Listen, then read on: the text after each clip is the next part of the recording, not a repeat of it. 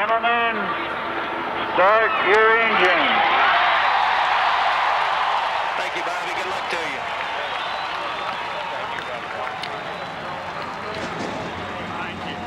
Thank you very much, Big A.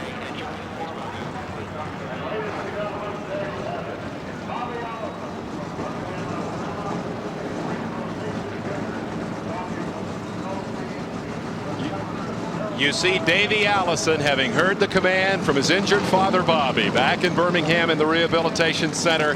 What a moment. Bobby Allison back, in voice at least, giving the command to fire the engines, and on the pole sits his son Davey. The engines have come to life here, and the brand new 3/4 mile Richmond International Raceway is about to get its baptism by fire as the Winston Cup superstars prepare to roll out and answer a tremendous number of questions here in the next 3 hours. The distance is 400 laps at 3/4 mile. That is a 300-mile race. Ernie Irvan has as much experience here as Richard Petty. Let's meet all the stars. Ken Squire has the starting lineup. On this 3/4 mile track, the first airing out of the new Richmond track. Here is how they will go for the green today as you see them with the engines fired. On the pole, the man who elected not to change tires, number 28, Davey Allison is there, and alongside, driving to Bobby Allison, number 12, is Mike Alexander. Going to row 2, Rick Wilson is there in this wholesale shuffle, and Ken Schrader goes to the outside of row 2. In row number 3, it'll be Butch Miller, the great ASA star, and Michael Waltrip, who originally had qualified well up in 10th place for this race. Going to row 4, there you find Brett Bodine from Chemung, New York, and Greg Sachs driving car number 88. In row number 5 this afternoon, Rodney Combs is now there, and Benny Parsons in the Junie Donlevy car that comes from Richmond on the outside. In row 6, Bobby Hillin Jr. from Midland, Texas, and Ricky Rudd in car number 26, the winner at Watkins Glen. In row number 7, it'll be Dave Marcus, a former champion here in number 71, and Lee Falk in number 32. In row number 8, Kenny Bouchard, leading rookie contender of 88. And the bandit who won yesterday, Harry Gant at number 33. Row number 9 is Eddie Bierschwale out of Texas. And Bob Chat starts alongside at number 66. Going to row 10. Now moving back to row number 10, Dale Earnhardt is on the inside. And Awesome Bill Elliott in number 9 will be on the outside, 20th position. In the 11th row, Rusty Wallace is there. And beside him comes Texas Terry Labonte in the Junior Johnson Chevrolet. Going to row number 12, Jeff Bodine's number 5 from the Hendrick Racing Stable, and Sterling Marlin, who's really been running well in practice, car number 44 from the Billy Hagan Stable. In row 13, Darrell Waltrip, number 17, and of course he's strong on these size tracks, and Phil Parsons, car number 55. He'll be one to be watching from our in-car camera today. Going to row 14, there you find Kyle Petty, and Mark Martin is on the outside of that row in the 28th position. Row 15 is Neil Bonnet. Bonnet victorious on the last race they ran on the old track back here in February, and Lake Speed already a winner this year in car number 83. The 16th row is Alan Kowicki, and he's given up a lot of ground to start out back alongside is Richard Petty. And don't count Petty out. There have been 5 short track races this year, and in 4 of them he's placed in the top 10. Going to row 17, Dale Jarrett, number 29 on the inside, and Morgan Shepherd in the new number 57 on his flank. In the 18th row is Ernie Irvan, and Jimmy Schmutt-Means rounds out the field as you take a look at what's going on from the viewpoint of the driver of car number 55, Phil Parsons, in the Crown car. Now we're switching inside to Alan Kowicki's car. That Ford, remember Kowicki's had some great runs on short tracks. ASA runner out of the Midwest originally as we settle down for 400 laps. Well, John, what a lineup. I mean, it's all turned around from what and there is Mark Martin's car, also carrying an onboard camera today. I think Mark's going to have a good day. In fact, all of these new drivers, since we've got an even table, nobody has any experience here, can really show the veterans some stuff. Well, I feel like the newcomers have a great chance, but my gut feeling is the veterans, the experience is always what makes it for them. Veterans are veterans, and this racetrack is a lot like Rockingham, a lot like Michigan. We know Bill Elliott runs great at Rockingham and Michigan. All these old-timers run great at those places. So I expect you watch this back group start coming up through the crowd pretty quick. Pace car comes down, and there's the fourth turn. That's the critical turn of this track. The paper the other day talked only about the wall, and they put 4 55-gallon drums down there full of water to try to relieve some of the impact if someone should get in. They are under green and going into turn number 1. 70 feet wide right there, back to 60. 60 most of the way around. 14-degree bank.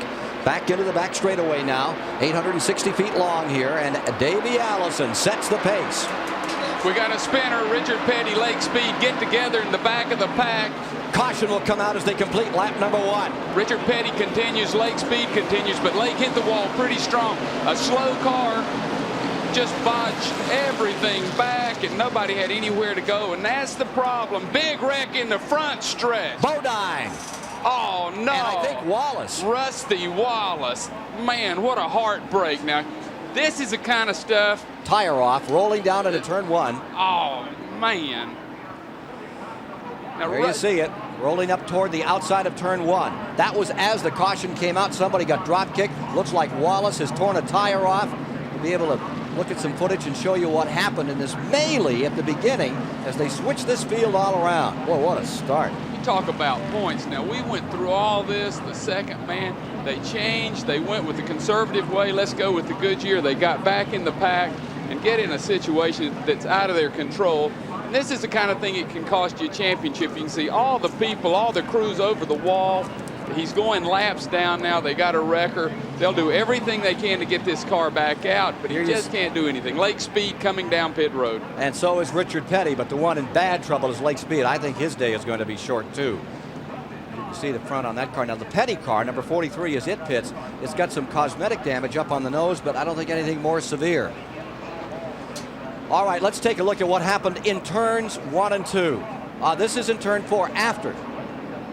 This is after, as they came down for caution. There you see the Wallace car with the left rear wheel already stripped off it and headed for the inside retainer. That came out after the flag. Let's go to Jerry Garrett. Well, we're down here in Lake Speed's pit right now, and they got all 4 corners on that accident, but the worst, of course, is the right front.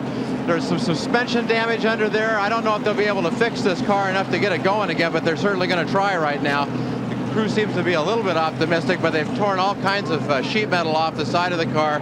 You can see they're bringing tires and bits of wheel and suspension back over. I think they've got a real problem. A wholesale change of positions and a brand new track before the start has caused calamity in the first lap. We're back with you at the Richmond facility, and we're looking at what happened here just a moment ago on the very first lap. Here are the cars coming out of turn number 2. And here's the trouble begins. You see Lake Speed. They slowed down up in front, John. I think Lake jumped on the binders and Richard got into the side of it. I think that's exactly what happened. Some cars slowed in front, and it just everybody almost stopped, and it looked like Richard came in a little strong, and they got together. Here's Bob Varsher. Yes. In Jeff Bodine's pit, Waddell Wilson and the crew goes to work, and Winston Cup official has gone over to talk with Jeff, perhaps to get his view on what happened out there. As you can see, the big problem is the right-hand side. The bodywork has got to be torn up. They're using the air hammers to get some of the bodywork out of the way so that they can get a right front wheel to roll freely on that car. Let's go down to the pit center and to Dave Despain. We have an indication from an eyewitness that the trigger for the second half of that crash, that is the Bodine-Wallace episode, was when Bodine hit Wallace in the back after the yellow flag, or actually it would have been as they were coming to the yellow flag. Now remember the rule, when there's a crash on the backstretch, you race back around to the yellow. The yellow is being displayed there on the first lap, and apparently the incident involved Bodine and Wallace the championship contender, definitely took a shot there to his championship hopes. Now, there's going to be a lot of work to do today behind the scenes. The guys in the pits are going to have their hands full, obviously fixing crashed race cars, but I think more importantly, picking the right tire combination. One of the things that we're certainly going to see during this yellow is a lot of tire switching. Remember that the guys who started on Hoosiers may have to switch back to Goodyears, and this gives them a great opportunity to do that right now. There is your pole sitter, Davey Allison, who opted for Hoosiers and stayed at the head of the field. There is Bodine, who by one eyewitness account caught Wallace in the back to trigger this big second half of this major pileup. For those guys behind the scenes today, believe me, they're going to earn their money, and somebody in that contingent is also going to earn a very nice selection here of Mac tools. In the pit center, we're going to be keeping tabs all afternoon on the activity of the pit crews, the tire changers, the guys who do the work here, or perhaps in this case, the track cleanup crew, because it appears they may have a pretty full afternoon's work as well. We have Mac tools for whoever gets that behind-the-scenes award, and it's a pretty impressive set of more than $1,500 worth of Mac tools. We'll put 4 names in nomination during the course of the afternoon. After the event, we'll pick the Mac Tools behind-the-scenes award winner, and they're going to get a mighty hefty prize. Let's see if we can sort out further what has happened here early in the debut of this brand new racetrack. Let's go back topside to Ken Squire. Number 1, Davey Allison, who was in the lead, has pitted. And with Davey Allison pitting, he goes to the tail end of the field. Richard Petty and Jeff Bodine continue to do extensive work. They come in, they're trying not to go a lap down, work on the cars, and then get right back out here, skip onto the back of the field, not to go a lap down. Jerry Garrett is standing by with Lake Speed. One man who had a front row driver's seat, what happened up there, Lake Speed. Lake, from your view, what happened out there to trigger all this? Well, the car got a little loose up in front of me a little bit, and then Richard Petty ran over me again for the 3rd time this season. That's about all there is to it. Can they fix your car?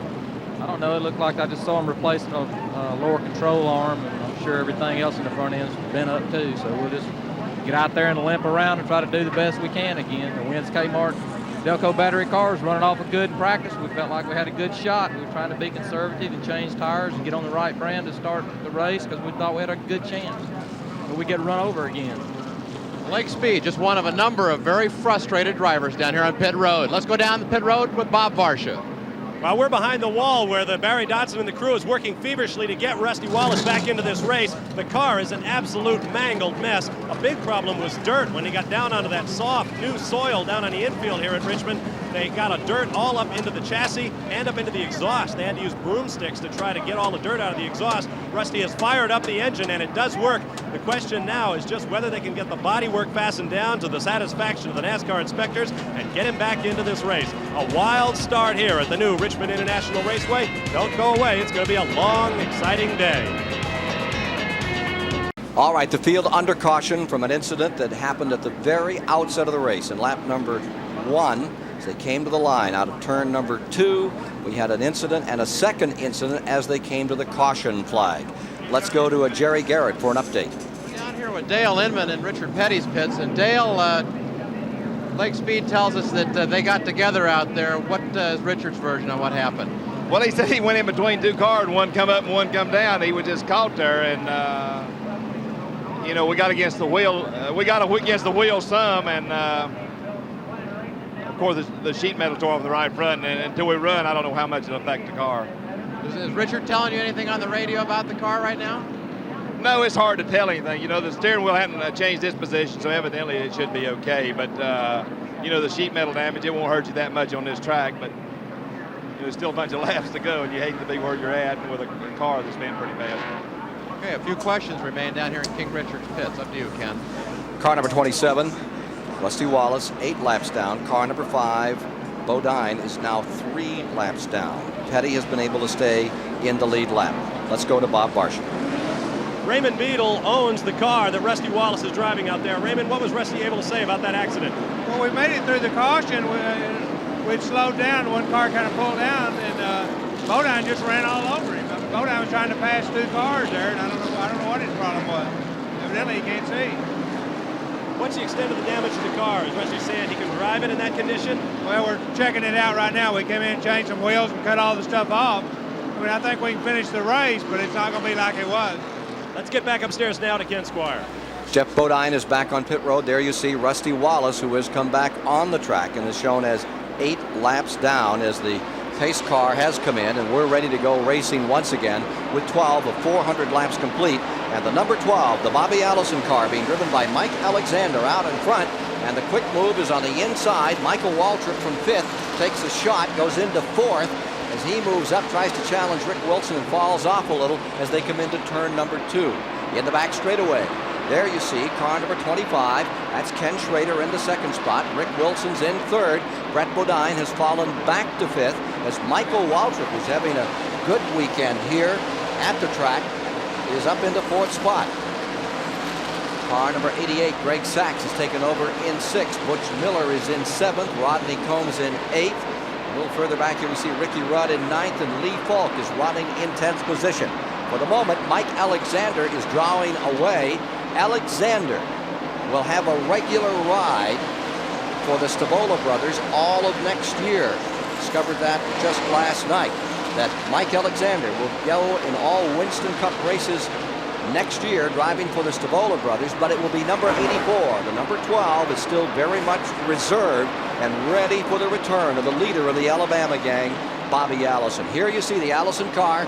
Mike Alexander, one of his proteges, up there just drawing away now by about 15-20 car lengths in turn number 1. It's good to see the old number 12 flickering up in first spot. Well, one thing you have to understand, Mike Alexander does have Hoosier tires on, and they were 0.3 of a second a lap faster than the Goodyear. It should last for 30 or 40 laps. That's the question. If it does, then Mike Alexander and these cars can drive away. Take a look at this struggle a little further back in the pack. There you see the number 88. That's Greg Sachs in the 5th position. Right there with him, Ricky Rudd. On the outside, Brett Bodine. When they get that outside groove figured here and get some rubber down, you're going to see, particularly, I think, Rudd and Gant try the high side on this racetrack. Rudd was saying yesterday he thought that would finally work itself up and keep the RPM level a little stronger on the outside. Here you see the 88, Greg Sachs, driving the Baker car, going wheel to wheel with Ricky Rudd down into turn number 1. Into 2, Rudd has the advantage, and it is Rudd back to 5th spot. Challenge on the outside is being made by New York's Greg Sachs. Even running here. Look just behind them. There you see the Brett Bodine car. And alongside of him is car number 31, and that is Butch Miller. Number 30, Waltrip in 4th. Ricky Rudd trying to get the inside on number 30, Michael Waltrip. Late engine work on Waltrip's car last night. We'll have more on that story later. Here's number 26, Ricky Rudd, finding the inside groove in turn number 4, and he has the mark. Rudd goes up to 4th. Let's go back to the lead again. And there you see the Mike Alexander car just drawing away at this point to car number 25, Ken Schrader in 2nd. The 55 car back here in 20th spot as those top runners change positions. 24 cars elected to change positions, begins to meander up through the field. There's 400 laps in the race here today at Richmond, Virginia, on this new 3/4 mile track. First time it's ever been utilized for Winston Cup competition. Harry Gant, the winner yesterday. You know what's ironic, Ken? They were all so happy to get rid of the old Richmond because they crashed so much and it cost them so much trouble. Then first shot out of the barrel, we have 2 major wrecks. But it appears to me that Mike Alexander in his sportsman race yesterday, and he ran real well, learned an awful lot about this racetrack and has found that groove and is really making time. And if those tires hold, then he's going to lap him a bunch of cars early. 23 laps complete. You see the green car just going into 3rd spot. Down to the bottom, Ricky Rudd going into 2nd spot. There's a lap car just in front of him. That's Morgan Shepherd's car, which is a lap down. So Ricky Rudd is now moving into 2nd spot. That'll move Ken Schrader back to 3rd. Rick Wilson stays in 4th. And a surprise, Butch Miller is having a tremendous run. The Coopersville, Michigan campaigner currently leading. The ASA is in 5th. Alan Kowicki in heavy traffic down here now. See Dave Marcus's number 71 and Darrell Waltrip right there beside him, way back in the field. That's back in the 20th position. 21st position is where Kowicki is deployed as he tries to work up through the field. You can see how smooth the racetrack is. Everyone said it was just a beautiful, smooth racetrack. Things are just working so well for all their cars. They're not going sideways. Look at Alan Kowicki, just a day in the park. You know, it looks like he's going down Interstate 70. Car number 31 has just picked up another spot. Butch Miller has moved into 4th. Rick Wilson falling to 5th. There's what it looks like from outside, back in that 20th position battle with Waltrip there, Alan Kowicki, Davey Allison, who pitted early in the going, gave up his lead. Remember, he right up in the front when we began this function today. Davey Allison sitting on the pole. Car number 12, Mike Alexander. out in front as you take a look back to Richard second place. Petty has hit the wall in the third and fourth turn. And you see him falling off. Caution is out. In that 14-degree bank, falling off down into the third groove up, 70 feet wide, and it looks like the end of the day on Petty, or they may get him back laps down. Could be repaired. Certainly busted up the right front. Richard Petty in serious trouble with car number 43, brings out the second caution flag of the day. Oh, that's unfortunate for Petty, a 13-time winner here, as they come to the 28th lap was when the caution flag fell. So with the second caution out, Mike Alexander's big lead is eroded, and he's going to pit along with the rest of the leaders. We'll be back to Richmond in a moment. So at the 31 lap mark, Butch Miller is now the new leader after several of the front runners pulled on to pit road. Dale Earnhardt has come to second, Bobby Hillin to third, Bill Elliott to fourth, Sterling Marlin to fifth, Terry Labonte to sixth, Neil Bondit in seventh, Darrell Waltrip is eighth, Alan Kowicki up to ninth, and Phil Parsons into 10th. Let's take a look again, John Hayes, at that incident after the caution flag down here going into turn number 1. The incident that started it was Petty and Speed, and the caution was out, and here was the field coming down, getting the yellow flag. You'll see the number 27 car of Wallace careening off the track into the wall, and there you see the number 5 car, Bodine, spinning amidst the cars as they were coming to the line. I think what you see is an enormous wad of cars there, and someone makes an erratic move, tries to pick up 3 or 4 spots, and boom, you have that problem. And bang, Wallace's points hope look a little desperate here as his car is being rolled back. Wallace came into today's race trailing Elliott by 26 points, and that car is going back to the garage area now. We'll get a report from Rusty Wallace and the crew, Raymond Beadle, as soon as we can. Let's go to Dave Despain. We are still under caution, second one of the day. David? We have a quote from Rusty Wallace, and that quote is, quote, "Jeff Bodine had brain fade," unquote. Wallace has accused Bodine of hitting him in the back as they turned for the yellow flag, spinning him out and crashing him. Timing is everything here. Mac Tool's behind-the-scenes nominee was going to be Rusty Wallace's team. I don't think we can do that. They got him back out on the racetrack. Unfortunately, they couldn't get the car fixed. And so as a result, Rusty Wallace's hopes for the championship have taken a bad blow here this afternoon. In the STP Pit Communication Center, we show Miller, Earnhardt, Hillin, and Elliott as the leaders. Now keep in mind that Earnhardt and Elliott switched tires, went to the back of the field, gambled that they could work their way through traffic. With all the melee here in the early laps, they've gotten a lot of help in doing that, and now their rival for the championship is, at least for the moment, out of the race. Earnhardt, remember, is third in the points. Elliott is the leader. Wallace was in between them, and we're about ready to get back to green, so let's go to Ken Squire. Pace car is in, and Coopersville, Michigan, Butch Miller driving for Bob Clark out of Crossville, Tennessee, at number 31. 1987 ASA champion comes to the line. Dale Earnhardt trailing him. Car has really had a change of drivers this year. Brad Teague started, Joe Ruttman came in, now Miller at the controls, and here's a move on the inside by Kyle Petty trying to get a lap back instantaneously off the line. He's down there, Kyle moving to get that lap back, and Earnhardt coming with him. Earnhardt, who went all the way to the rear, giving himself an opportunity. No, Earnhardt elected to stay on his tires, didn't he? Yeah, he did stay on his tires. No, Earnhardt did switch to Goodyear tires, but he did stay out on this caution and did not come back in for a pit stop now, and that put him back up front. So here he is in second spot, and a lap car between Earnhardt and Butch Miller, the leader. Dale Earnhardt. Oh, here's Bodine getting tapped. I think Bobby Shatta, number 66. No, it was Morgan Shepherd's 57 that just tapped him up in turn number 3. Got him a little sideways. I think you notice already we're getting double wide racing, really good racing. The new racetrack is something. Kyle Petty slowed dramatically back there. Cars are going everywhere. The cars are so close now, and we're running too wide, and that's why everybody's bumping and banging, trying to force their way back to the front. Butch Miller stays in front. Here is Dale Earnhardt in second, Bill Elliott in the third spot, and here's Elliott really charging now as he pulls up into that third position. Made a nice inside shot on Kyle Petty after he got loose out of turn number 2. They really haven't got this track figured out yet. Let's go to Jerry Garrett.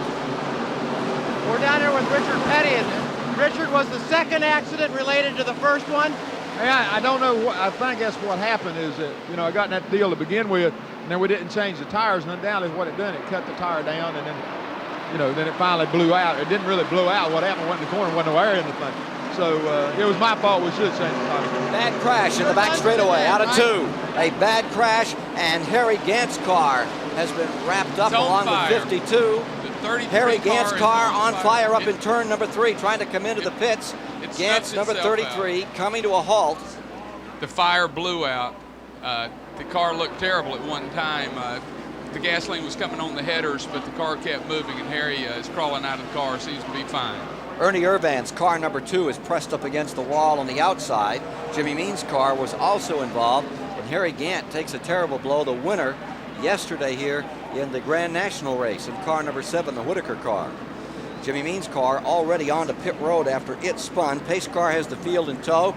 Butch Miller continues to lead, and I believe it's the first time that Miller has had the opportunity to be out in front in a Winston Cup race. 23rd at Darlington, 17th at Bristol. This is his size racetrack. Let's see what he'll do with it. Now look at the number 33.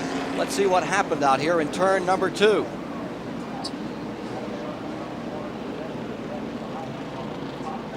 They're the leaders. Butch Miller leading. There behind, you see the black car, Earnhardt.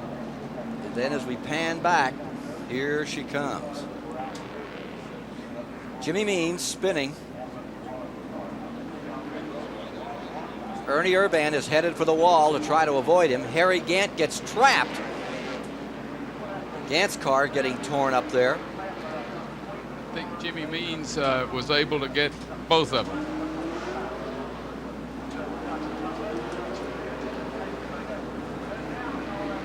And it was at about that moment that car number 33 really erupted in flame. Now 52 has been in the pits, Jimmy Means, and come back out again. Let's check on Harry Gant right now. We're down here with Harry Gant. The obvious question, Harry, what happened?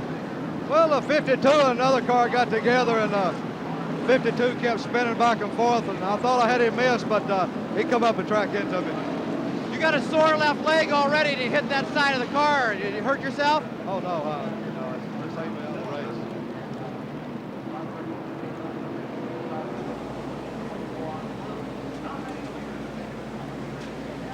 Also out of the race, Rusty Wallace. Tremendous damage to his championship hopes here, not to mention the race car. Rusty, from your viewpoint, what happened on the front straightaway as you came for the yellow flag? Straightaway, and the caution flag came out. When the caution flag came out, we all slowed. And we slowed, I guess, either Jeff couldn't get on the brake or the throttle stuck or something like that. And he drove over the back of the car, down the roof, down the hood. Just literally drove right over top of the car. And when he did that, it hurt the car so bad that it blocked the fuel, the oil, the jammed mud up in the tailpipe from the car spin, and the car spun backwards and had a big problem with it. So, I don't know. Looks like the championship's going to be a tough one right now. And it was terrible, I'll tell you. You were able to get the car back out there with some quick work on the part of the crew. What was the terminal problem? Well, what happened after the car spun and it got all the mud jammed up in the tailpipe, it must have been a connecting rod or something, because it wasn't the engine never did run right after all that big wreck. And after that, it finally just blew up. It started losing pressure, and it started hammering a lot. And you could tell the engine was getting ready to blow and start smoking real bad. You were one of the first to test this new racetrack. You said we were going to see great racing here. We've seen demolition and destruction. Is this the future of Richmond? What's going on out there? I don't really know yet. The situation out there right now, the track is in very, very slick condition. There's a lot of tire rubber buildup from the race before. They didn't get it scraped up from the night before. We're going to have to see how it turns out. Obviously, it wasn't good for me. The tire war is a big problem. It's an everlasting thing, and it's really hurt our. If we lose a championship, it'll be because of the tires probably. Goodyear's got a good tire. Hoosier had a tire that ran real fast, but it blistered. It forced everybody to go to the Goodyear to start the race. It forced the good cars to go behind a bunch of not-so-good cars, and the not-so-good cars is what got me in a wreck. What's the solution to the tire problem, the tire war? How do we end it, or should we end it? I think we just all need to run Goodyears, and I don't know. I can't hardly say that. It seems like the Goodyear's a safe tire. We run fast with the Hoosiers, but we seem to have a problem with what them living. But Goodyear seems to be a good tire all the way around. There are 8 races to go. You're just back there with Earnhardt now. If Bill has bad luck, you're right back in and hang in there, okay? Okay, thank you very much. That's Rusty Wallace. Let's go back to Ken Squire.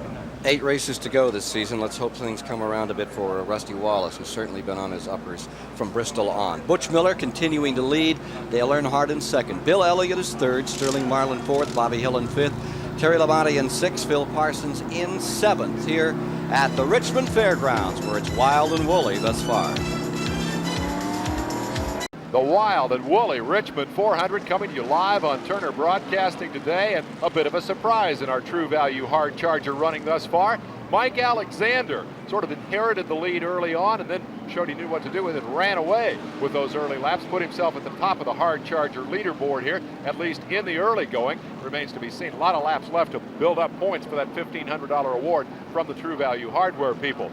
Now here at Richmond, after all the years that the U.S. Air Force Reserve has been a supporter of championship caliber racing, I think it's appropriate that they came on board to be part of our show here today and to present their own special award. And for that, let's go to Colonel Jim Pierce. To present today's special award is the commander of the 459th Air Force Reserve Military Airlift Wing at Andrews Air Force Base, Maryland, Colonel Larry Bates. Thank you, Jim.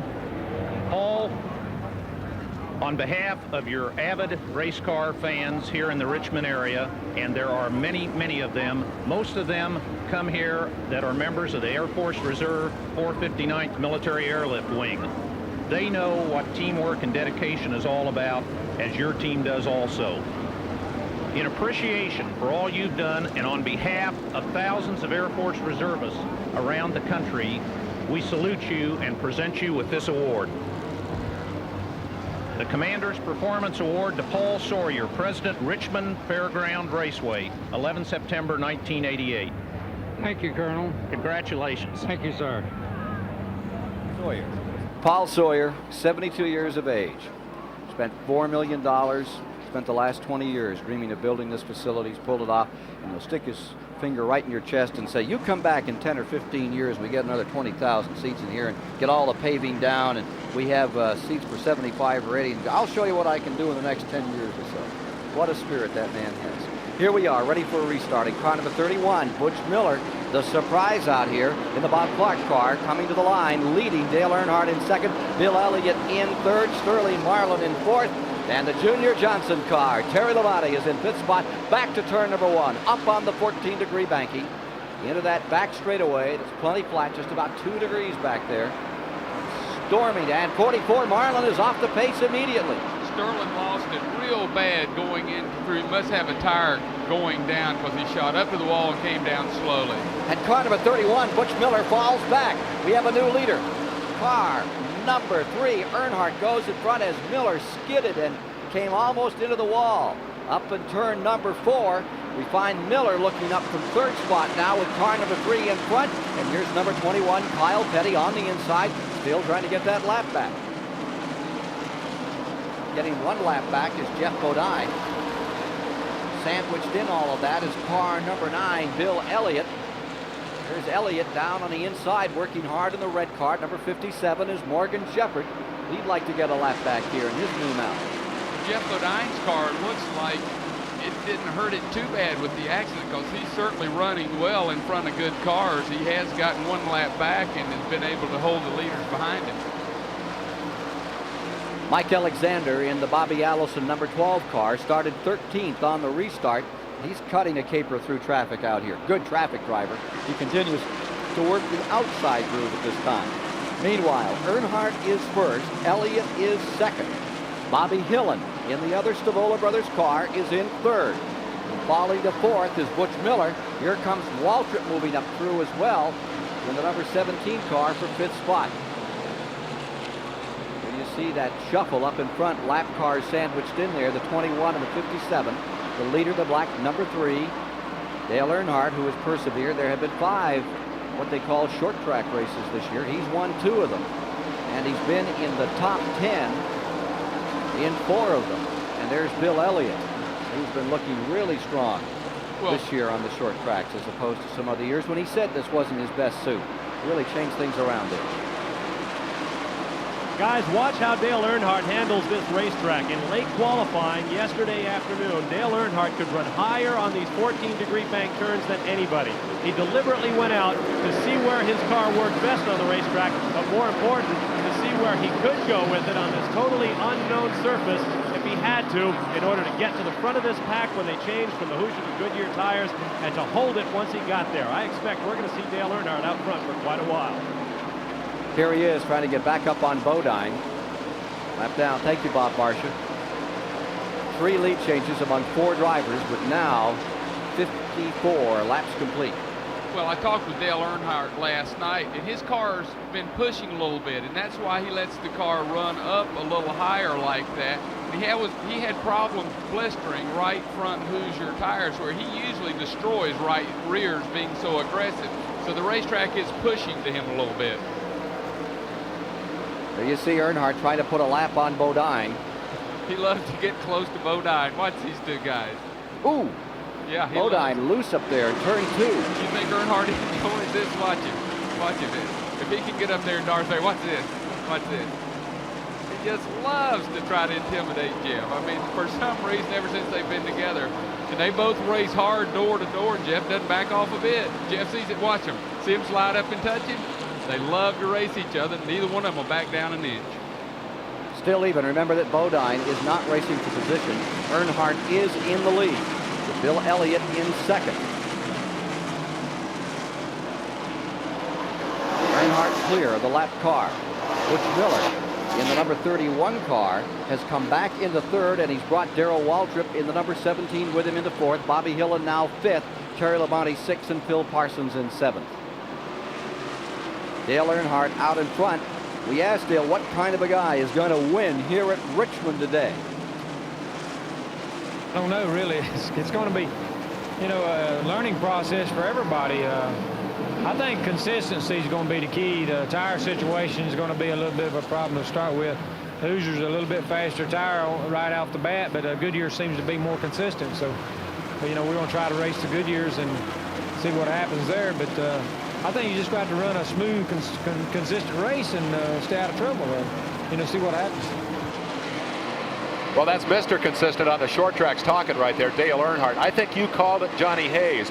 We scrambled this starting order, and I hope the fans can appreciate it. It was an unprecedented day in Winston Cup racing when so many of these drivers moved to the back of the field to change tires. Johnny called it.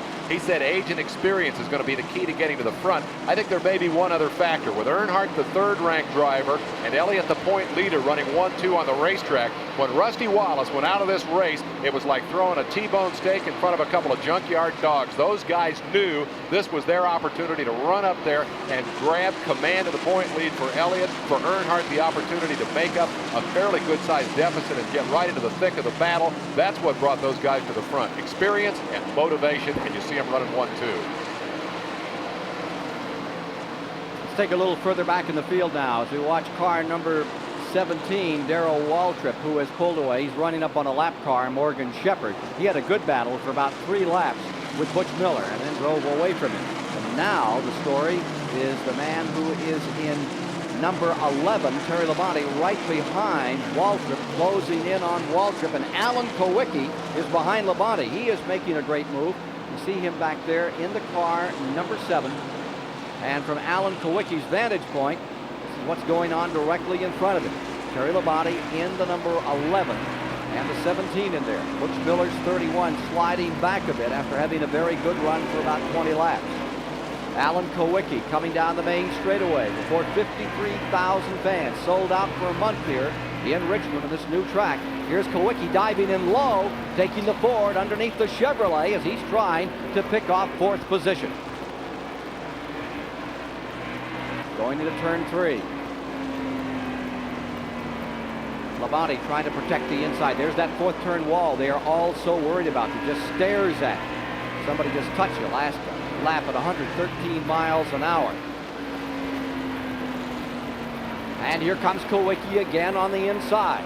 This struggle going on for the 4th position in the race. That's what it looks like from the exterior, and from the interior of Alan Kowicki's Xerox car, you see him making another press down across the start-finish line under the flag stand.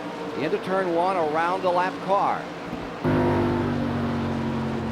Kyle Petty really dropping off down here. Here's turn two. That seems to be where the Ford is tracking. You can see the Chevrolet a little loose up on the outside.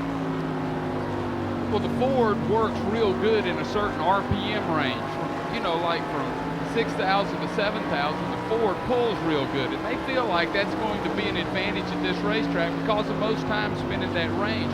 But Alan Kowicki is a smooth race car driver. He's a very intelligent race car driver.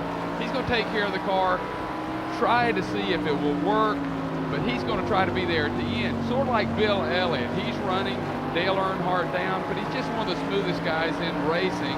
And they're trying to take care of their race cars because people are smoking, tires, cars are going in all different directions. There's all kinds of trouble with cars now. 66 laps complete, and there is car number 7 on the inside. Kowicki's Ford up against the Junior Johnson Chevrolet in the back straightaway. Even down into turn number 3. Let's see who gives here. Head on toward that wall, that one they don't like. Entering turn number 4, Alan Kowicki has the line, but that Chevrolet is the RPM build up on the outside. Kowicki perseveres. Alan Kowicki in car number 7 taking over in 4th. Bobby Hillen is pitting. Ken Schrader is pitting. Car number 32, Lee Falk, is in. That car that we thought was off the pace was not the Kyle Petty car, but the Eddie Veerswale car. Back to the leader. There's Alan Kowicki in the Xerox car, and there you see Dale Earnhardt in front. Guess who's in second? Yes, this is perfect, and Bill's not going to press the issue until he finds out that his car is far superior. Everyone says this racetrack, because of the rubber buildup, will get looser and looser, and then that's when Bill has it figured out. He'll try to go by if Earnhardt starts sliding sideways. How about this for irony? Who would have thought 2 years ago that you'd see Bill Elliott, the king of the super speedways, but lost on the short tracks, running down Dale Earnhardt, the king of the short tracks, on a 3/4 mile oval. On my Timex speed track, I just caught Elliott on a lap at 23:59. He is catching Earnhardt. We programmed in the lap, and here goes Elliott going after Earnhardt. A few laps ago, we had Earnhardt at 23:48, 115 miles an hour. My speed track calculated it for me, but it wasn't good enough to hold off Bill Elliott. It stands as the fastest lap of the race thus far, but Elliott, the super speedway star turned short tracker, is right there hanging on Dale's rear deck. Here comes Elliott down on the inside again, David. He's trying that move in turn 4. Coming around to complete 70 of 400 laps this time, and they're even for the lead. You realize you could have a giant swing here. Bill Elliott's playing with rattlesnake right now, and if he gets bit, we could have Earnhardt. He's already made up his 100 points on Rusty Wallace, and he can make it up real quick here. So I'm sort of surprised to see Bill test him right now. So Bill must feel like he's a lot stronger, but I guarantee you Dale's going to race him door to door. I believe they might even touch. They just did touch twice. Both ends of the racetrack. Here's Elliott maneuvering to the bottom of the racetrack again. You know, those Ford drivers, they don't like to talk too much about that medium range power. Bill Elliott led that time by, and that gave him 5 points. He led at the line. Then Earnhardt took it back in turn 1. Here they are into the main straightaway. And look at Lee Falk, the lap car down on the inside, still able to stick with them. 3 wide into 1. Let me ask you guys in the booth a question. You've both been studying Bill Elliott this week. The guy seems to be such a head case in the sense that his mood reflects, he's getting passed by that last car there. He won't be happy about that. Bill's mood seems to swing in direct proportion to his position in the championship. A lot of people say the pressure got to him when he was racing Waltrip a couple of years ago. Now he's racing Earnhardt for the title. He's once again become moody, withdrawn, very quiet, very focused on his race car. I wonder if Bill Elliott wouldn't like to get up there and show Dale Earnhardt, the intimidator, that he's not afraid to get shoulder to shoulder with him, that he, Bill Elliott, the quiet man, can shove and bang on the short tracks with the best of them because he thinks that might be the attitude he needs to win the championship. I think that is to a degree true. You've got to remember that Elliott has taken over more and more of the work on his car. He reminds me a lot of Mark Donohue in that manner. He doesn't want to share a lot of time. He really wants to get with the business of racing. You've got to respect him for that. Oh, yeah. He does sort of dodge a little bit because the better he's doing, the more popular he is. But he does work full-time on his race car. He's helping his brother with change motors. He changes all the springs. Bill Elliott is his own crew chief. And not many other people are in that situation. Bill Elliott and Alan Kowicki probably the only two. Well, the big surprise right now are the Bob Clark cars, the 31 and the 32. Here you see Falk staying right with the leader, but a lap down. There's Bill Elliott in second. We asked Bill Elliott how he handles his schedule as a driver and as the key member in so many parts of setting up this race car number 9. People don't understand. You know, it kind of aggravates me that people label me as not talking to people and stuff like that. But you got to understand that I hadn't got like a Richard Childress or a Cecil Gordon to coordinate everything that they got to do. You know, it's on my mind of what I got to do, and that's the way it's got to be. You know, if I maintain a constant in this race team, I got to be there week in and week out to deal with it. Thoughts of Bill Elliott about staying up in front where he is right now, just one spot away from the top. Number 3, Earnhardt out in front. Elliott's in second. Kowicki's third. Darrell Waltrip fourth. Terry Labonte is fifth with 78 complete. What a magnificent fight for the lead we have here at the Richmond Fairgrounds in this brand new racetrack with 84 laps complete. Here we see Earnhardt in front. Elliott just took a tremendous stab at him, pulled alongside, came up on the back marker and could not get by, but he was there right to the door a second time. Now he's in that second position. There you see Schrader trying to make a lap up. Car number 25 just behind him. And there's another dandy battle being waged for third spot. There you see Alan Kowicki in the Ford, and in fourth, number 17, Waltrip. Alan Kowicki in that Xerox car just standing on it down through here and making that Ford really handle. Gets out of the line just a tad. Must be it's working well out there. And Waltrip staying with him in fourth. Terry Labonte is fifth. Rudd is in sixth. And Davey Allison has come back up into the 7th spot. There you see Davey in the number 28 making a magnificent run on a track where his dad won 5 times. And in the early days, who will forget those great races of Richard Petty and Bobby Allison. The first race here for this particular event was won by Richard, and the second year in a Dodge driven by Bobby Allison for Mario Rossi. The Alabama gang scored heavily. Back up front, look at this scramble. 9, Elliott on the inside, Earnhardt on the outside. Back straightaway. Dandy racing. Back into the 14-degree bank. Over the tunnel. 2 new tunnels at this track that really help out. Still even. To the line. Ford and Chevrolet in a magnificent scramble.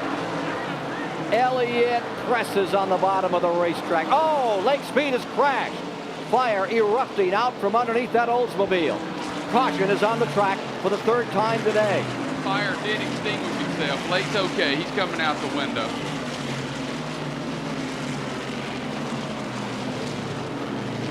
Lake Speed involved in the first incident of the day with Richard Petty. Now retiring, car number 83, after taking another serious lick here this afternoon. Caution on for the 3rd time. And Lake Speed, new daddy a week ago, clambers out of his car. Let's see if we can discern what happened here to Lake Speed's number 83.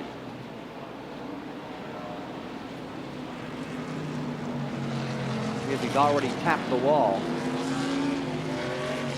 He's already slapped the wall. Looks like he really had a tire go down, and now you see he's got a line broken with the fuel cell. That's just fuel in the line, not in the tank.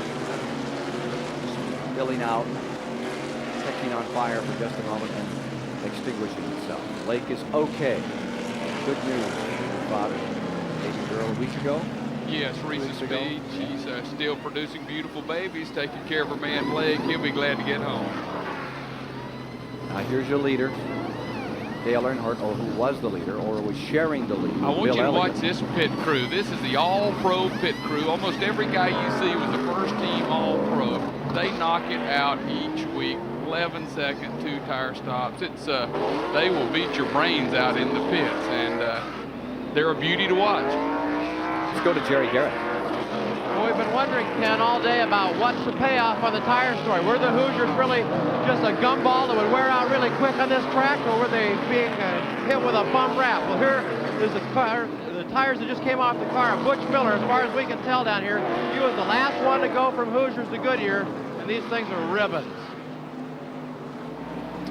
Well, there you see, that's the Hoosier tire that just came off. Goodyear going on for Butch Miller. We'll be back to more of the action from the Richmond Fairgrounds in a moment. Live from Richmond on TBS Sports, you're watching the cars circulating under caution here in the Richmond 400. At the head of the field is Dale Earnhardt, and just before we broke for that commercial, you saw the championship-winning pit crew at work.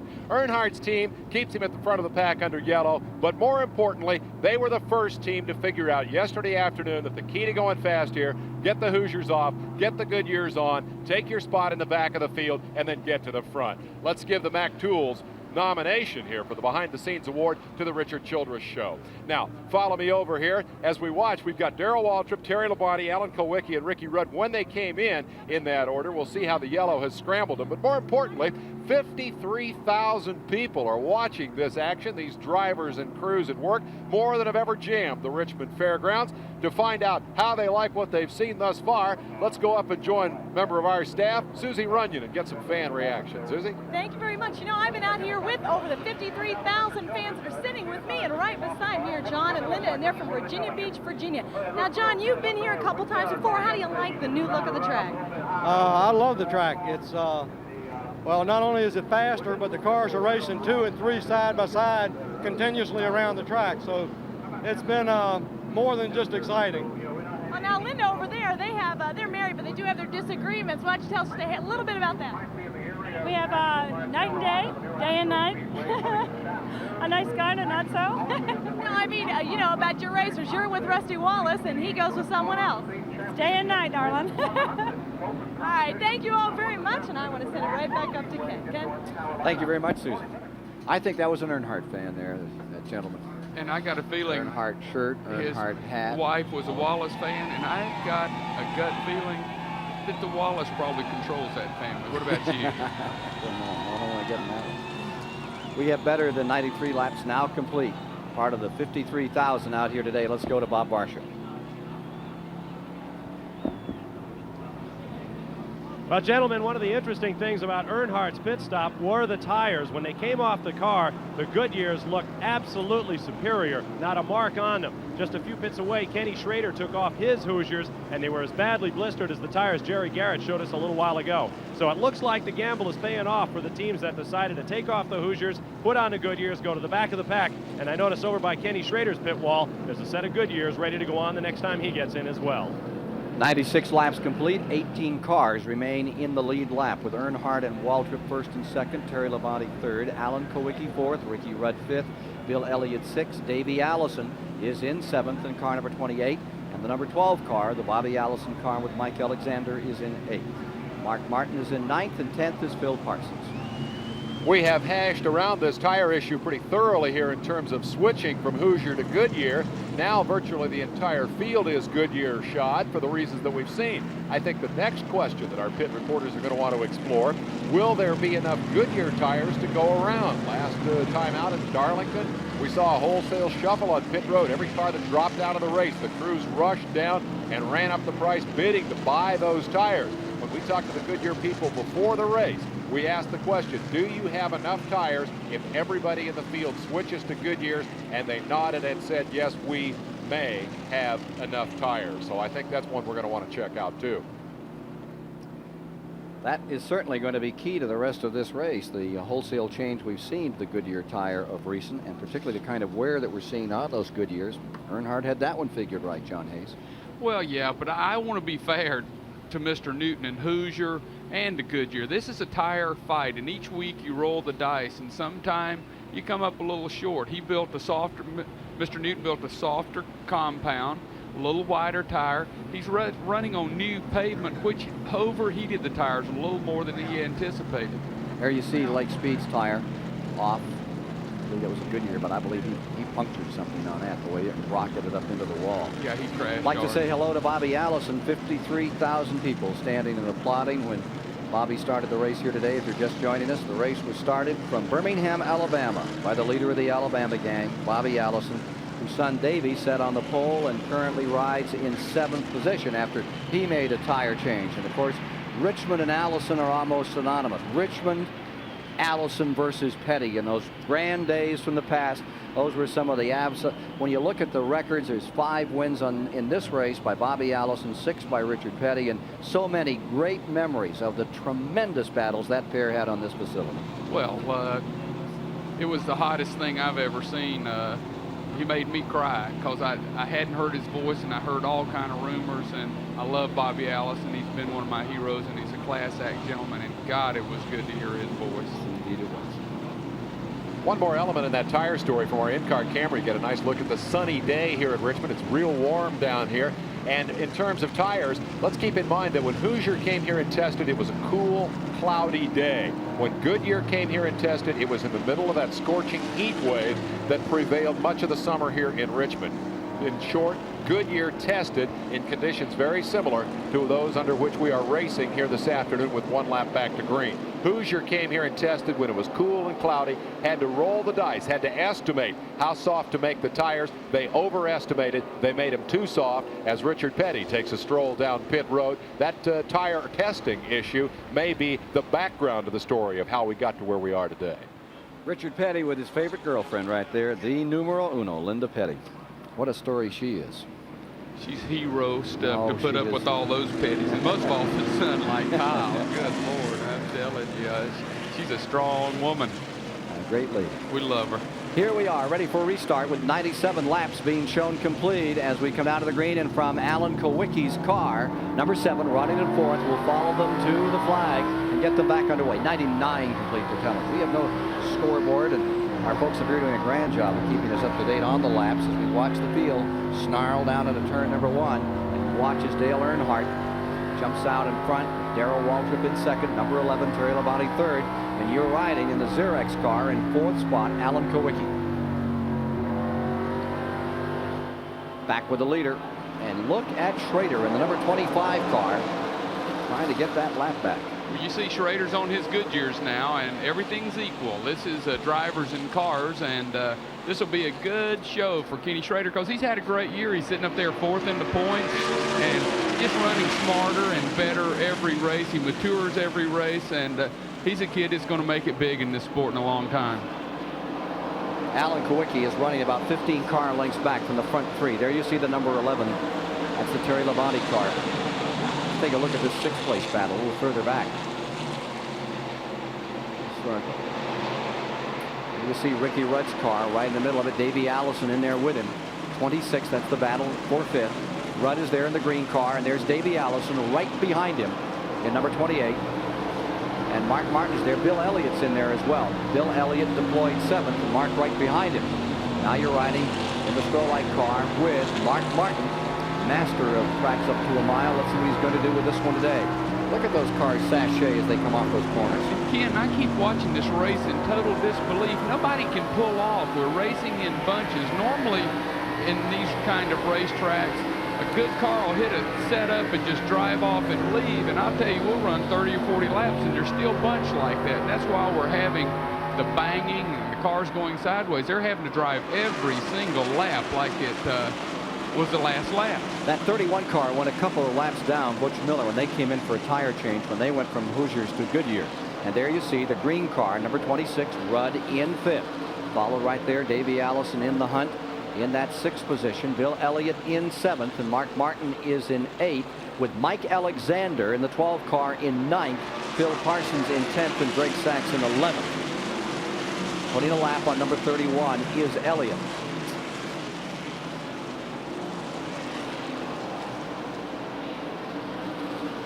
Going back into the second turn right here is car number 17 and 11 battling for the 2nd position in the race, and Alan Kowicki in it as well. They have not changed positions. That stabilized it at 2nd, 3rd, and 4th for the moment, with 105 laps now reported complete. Waltrip in 2nd. Again, you can see Alan Kowicki's a very smart, smooth race car driver. He's not trying to force it too hard. He will play it smart. If it works, he will use it. If he doesn't, he pulls right back in because he knows the race has a long way to go. And I'm really impressed with Alan Kowicki. There you see Alan Kowicki at work in his workshop, car number 7. Oh, it's jumping sideways on him. That was a beautiful shot. You can see those hands are turning now, but Mr. Bodine was up under him, and they must have touched or something because it sure jerked that steering wheel sideways. Here you see Davey Allison closing up some more. Davey Allison has pulled around Ricky Rudd, and there's the number 28 car moving in on Alan Kowicki. Davey Allison up to 5th, and now taking a shot at 4th. There's Davey Allison on the high side in the Harry Ranier car, and he is trucking. Davey Allison, currently the quickest car on the track, finds himself up into 4th position. You know, this racetrack a whole lot like Milwaukee, where Alan Kawicki had so much experience. And I talked to him a long time about this. This track is a lot like some of the ASA tracks he ran on, and he feels at home. And you see Davey drive right by him. Again, I'm telling you, that's intelligence. He's not going to force it with Davey. Davey Allison trying to pull up and put a lap on Rick Hendrick. Earnhardt continuing to lead. For more battle for second, getting a little stronger here. 17 and 11 getting into it. There you see Terry Labonte. Well, I tell you what, Dale Earnhardt is pushing Sterling Marlin along. Sterling banged him a little bit and got a lap back, and I think Dale's going to say, okay, big guy, you want to shove me? I will show you what shoving is. So, Sterling, you better hold on, because he's coming after you right now. He's going to try to get you, Sterling. Don't look back. Battle in that second spot as 17 and 11. Going at it real strong, and there you see Earnhardt, and then the 44 car just up in front of him, the lap car, or about to be lapped, Sterling Marlin. See what will happen now. You see number 11 Labonte, and here we are with that lead combination, the lap car 44 Marlin and the number 3 dipping down to the inside, and there goes Labonte up on the outside of Waltrip. Again, Waltrip is another just genius, smooth race car driver. He's going to try to take care of tires. He's going to try to make sure the setup works. And if he's just not going to get in a push and shove match this early. Here comes Labonte on the outside. He's finally found that outside line and can run it. He's up on Waltrip, and it is Terry Labonte in car number 11. Floating along the outside and has himself 3rd place as Davey Allison continues to close. For more on the Goodyear side of the tire story, here's Bob Varsha. But Ken, let me answer the question that Dave Despain raised earlier about whether or not there would be enough Goodyear tires to go around if all the teams switched to them for the extent of today's race. The folks from Goodyear say they have almost 700 sets of tires on the premises here in Richmond. That's more than a dozen sets for each of the teams. That shouldn't be a problem. But there's another reason for this. The Hoosiers are still the faster tires, everyone is saying, even though they don't last as long. So everybody is keeping a set of Hoosiers in their pits in case we get a late yellow with about 20 laps to go, say. Everybody will switch, put the Hoosiers back on for the sprint to the checkers. There you see the tires, and here you see the racing as Earnhardt is still there with 115 laps complete. Number 11 on tracks of less than a mile. This car, number 11, has shared victory this season. Among the winners, he came home at Wilkesboro. Of course, Earnhardt leads. He's had 2 wins this season on tracks of under a mile. At Bristol, Tennessee, and at Martinsville, he has been victorious, leading currently. I tell you, Bobby Allison's little boy Davey is flying to the front. He has now caught Waltrip, and he's in that group. He's running in 4th place, but he has now just pulled right back up on the tail end of Darrell Waltrip. And this is good, clean racing. They're going high, they're going low. This is one of the best days of racing I've seen. The cars are really competitive and close. Well, we had a cluttered start. If you're just joining us, a serious crash on the start. Last lap at 112-mile-an-hour average. There you see Waltrip taking another shot at number 11, Terry Labonte, as we review the standings. 2 laps back. The entire field for you. A lot of fans like to know where their individual stars are running, so we'll give you an idea. Meanwhile, look at these front 4. Now there is Earnhardt being challenged by Terry Labonte on the bottom. The black number 3 taking the attack from number 11 into turn number 1, and Davey Allison is as quick as anything there. Allison forcing the field at this juncture to really stand on it or give ground. Allison is coming in the 28 behind the 3 car leading, the 11, the 17. There is Allison. 4 cars battling for the lead down to the line and into turn 1, and Terry Labonte shoves a little here. Well, Terry Labonte's an excellent short track racer, and Junior Johnson and Tim Brewer have always prepared one of the best race cars on the racetrack, and I certainly expect Terry to have a good day. Junior, he's been ugly to me all week, and he jerked my tie and broke some buttons. So I hope Flossie's listening at home and will be real ugly to Junior when he gets home. Threw you right over the hood this morning. Yeah, he did. I'm impressed. He's still a strong fellow. Yeah, I'll say Flossie's been ugly. Yeah. Well, the reason, what was the reason? He just said he didn't like me in a tie. Car number 3, Earnhardt in front. Here's car number 28, Allison, rim right. Now look at him dive as they duck him 4 wide into the main straightaway for just a moment. Incredible racing here. Are we at Michigan or is this Richmond? I'm telling you, they're going 3 wide, 4 wide. Paul Sawyer's come up with him a racetrack, buddy. Davey Allison now trying to show what that Ford can do. Here he comes. Bill Elliott just slowed dramatically on the backstretch. Got together with someone. Look at this slugfest up in front. Earnhardt in front. Here's Davey Allison in second. Carrying on like his dad here at Richmond. Goes to the inside. Sneaks a peek, and for sure that car will go to the bottom of the racetrack. And that is the secret here. How well you can work right down low. Right up against that very treacherous looking 4th turn wall. Davey's right there. Low on the racetrack. Here he is back into turn number 1. You know, the thing that impresses me is that this looks so much like a super speedway. Not only in terms of the shape of the track, it's a D like Daytona, Talladega. Not only because of the banking, which is certainly more pronounced than it was here a year ago. Here's Allison caught behind the slower Eddie Bierschwell, and that's going to let Earnhardt squirt back out in front. But the style of driving, remember the old Richmond? It was perfectly flat. You ran hard down the straightaway, and then you jammed on the brakes, ducked down to the inside, had to cover the bottom of the racetrack. There was no room to move up top. This is totally different competition. The track is only a quarter mile longer, but with the speeds that they're running here, they're running over 120 miles an hour out there in qualifying, racing at about 117. Allison racing faster as he works the inside of Earnhardt. But this really does look like the best possible combination of short track and super speedway. And you called it, Johnny. Paul Sawyer has just conceived a bit of genius here. This is a great racetrack. 126 laps complete as Davey Allison in the last 3 laps has driven magnificently on the bottom, and he is pulled by Dale Earnhardt. And here comes Waltrip as the front 4 continue to be gathered up with Ricky Rudd back there in 5th. Alan Kulwicki in the 6th position. Currently in 7th is Mark Martin. Bill Elliott struggling a bit at this point in the race in 9th, and up to 10th is moved Phil Parsons, with 10th Greg Sachs, and 11th belonging to Brett Bodine. We'll be back with more of the action at the Richmond Fairgrounds in this 400-lapper in a moment. We're back with you once again at the Richmond Fairgrounds with 132 laps complete. Davey Allison out in front, just whomping on everybody here, putting a lap on car number 44, Sterling Marlin. The real battle is for second place. There you see Darrell Waltrip in the 17, and following him comes car number 11, Terry Labonte. Sliding back to the field is Earnhardt. Ricky Rudd is charging on Earnhardt right now for the 4th position. The green car on the bottom is the Kenny Bernstein car, and look at him travel. Ricky Rudd, who looks like he has serious intentions about this event.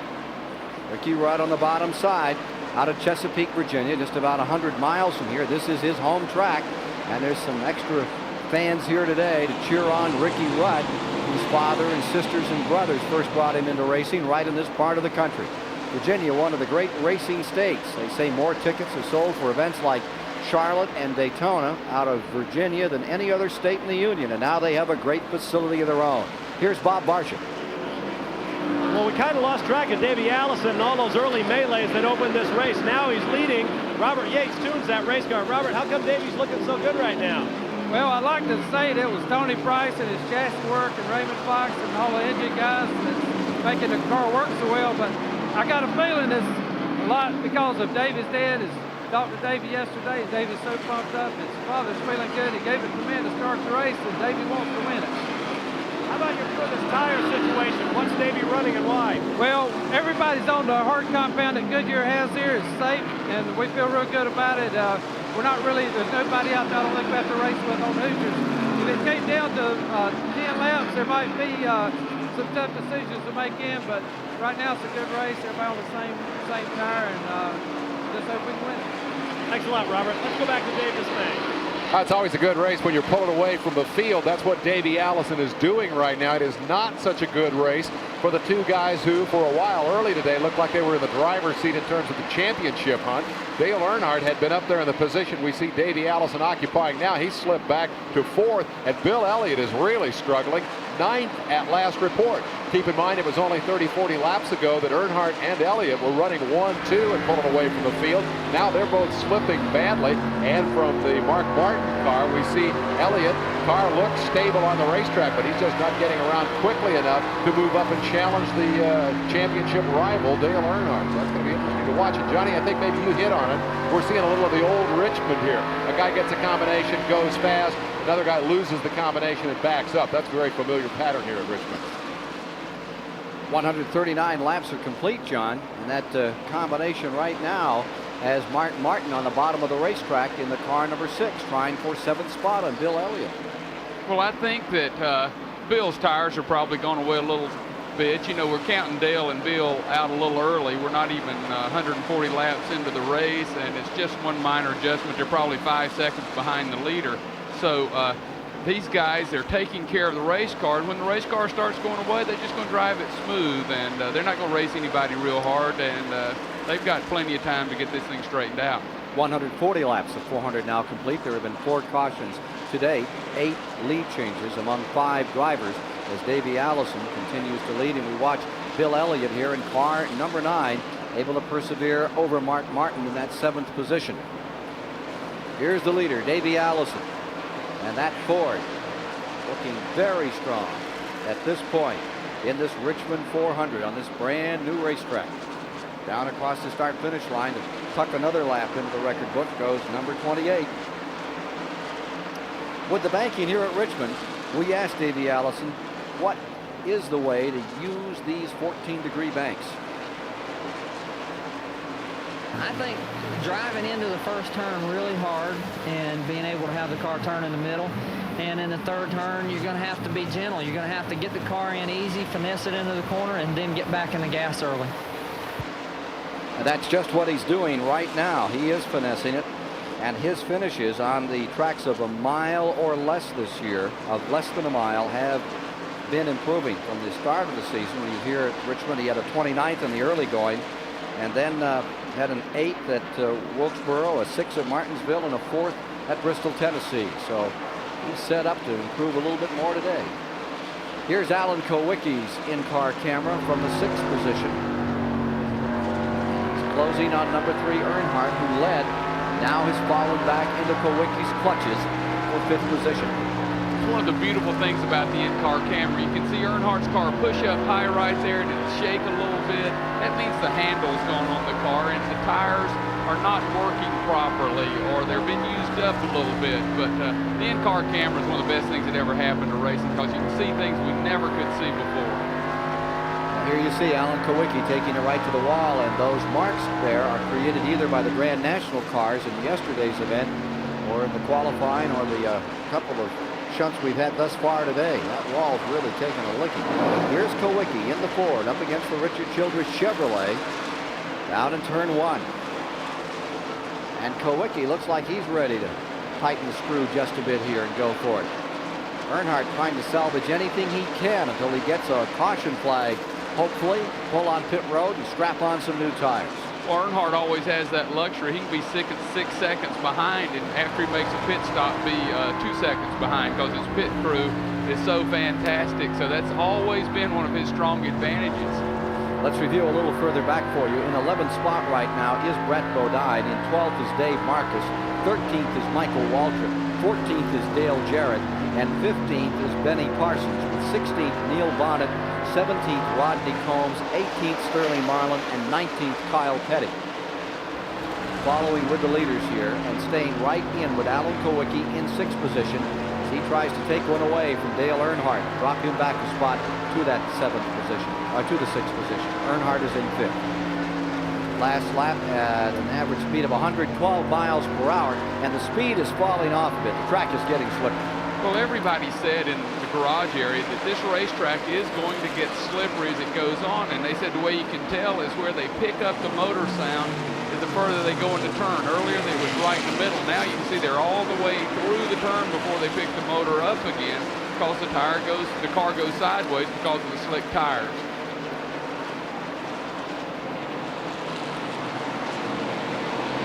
Number 28, Davey Allison, drawing to a tremendous advantage. Bet he wishes he could stay on those tires for the rest of the day. Well, I just get the feeling that Davey's saying, hey, this one's for you, Dad. And I think he does have that advantage over everyone. He's probably driving a little possessed right now. And Bobby, you should be proud of your boy because he's doing it for you.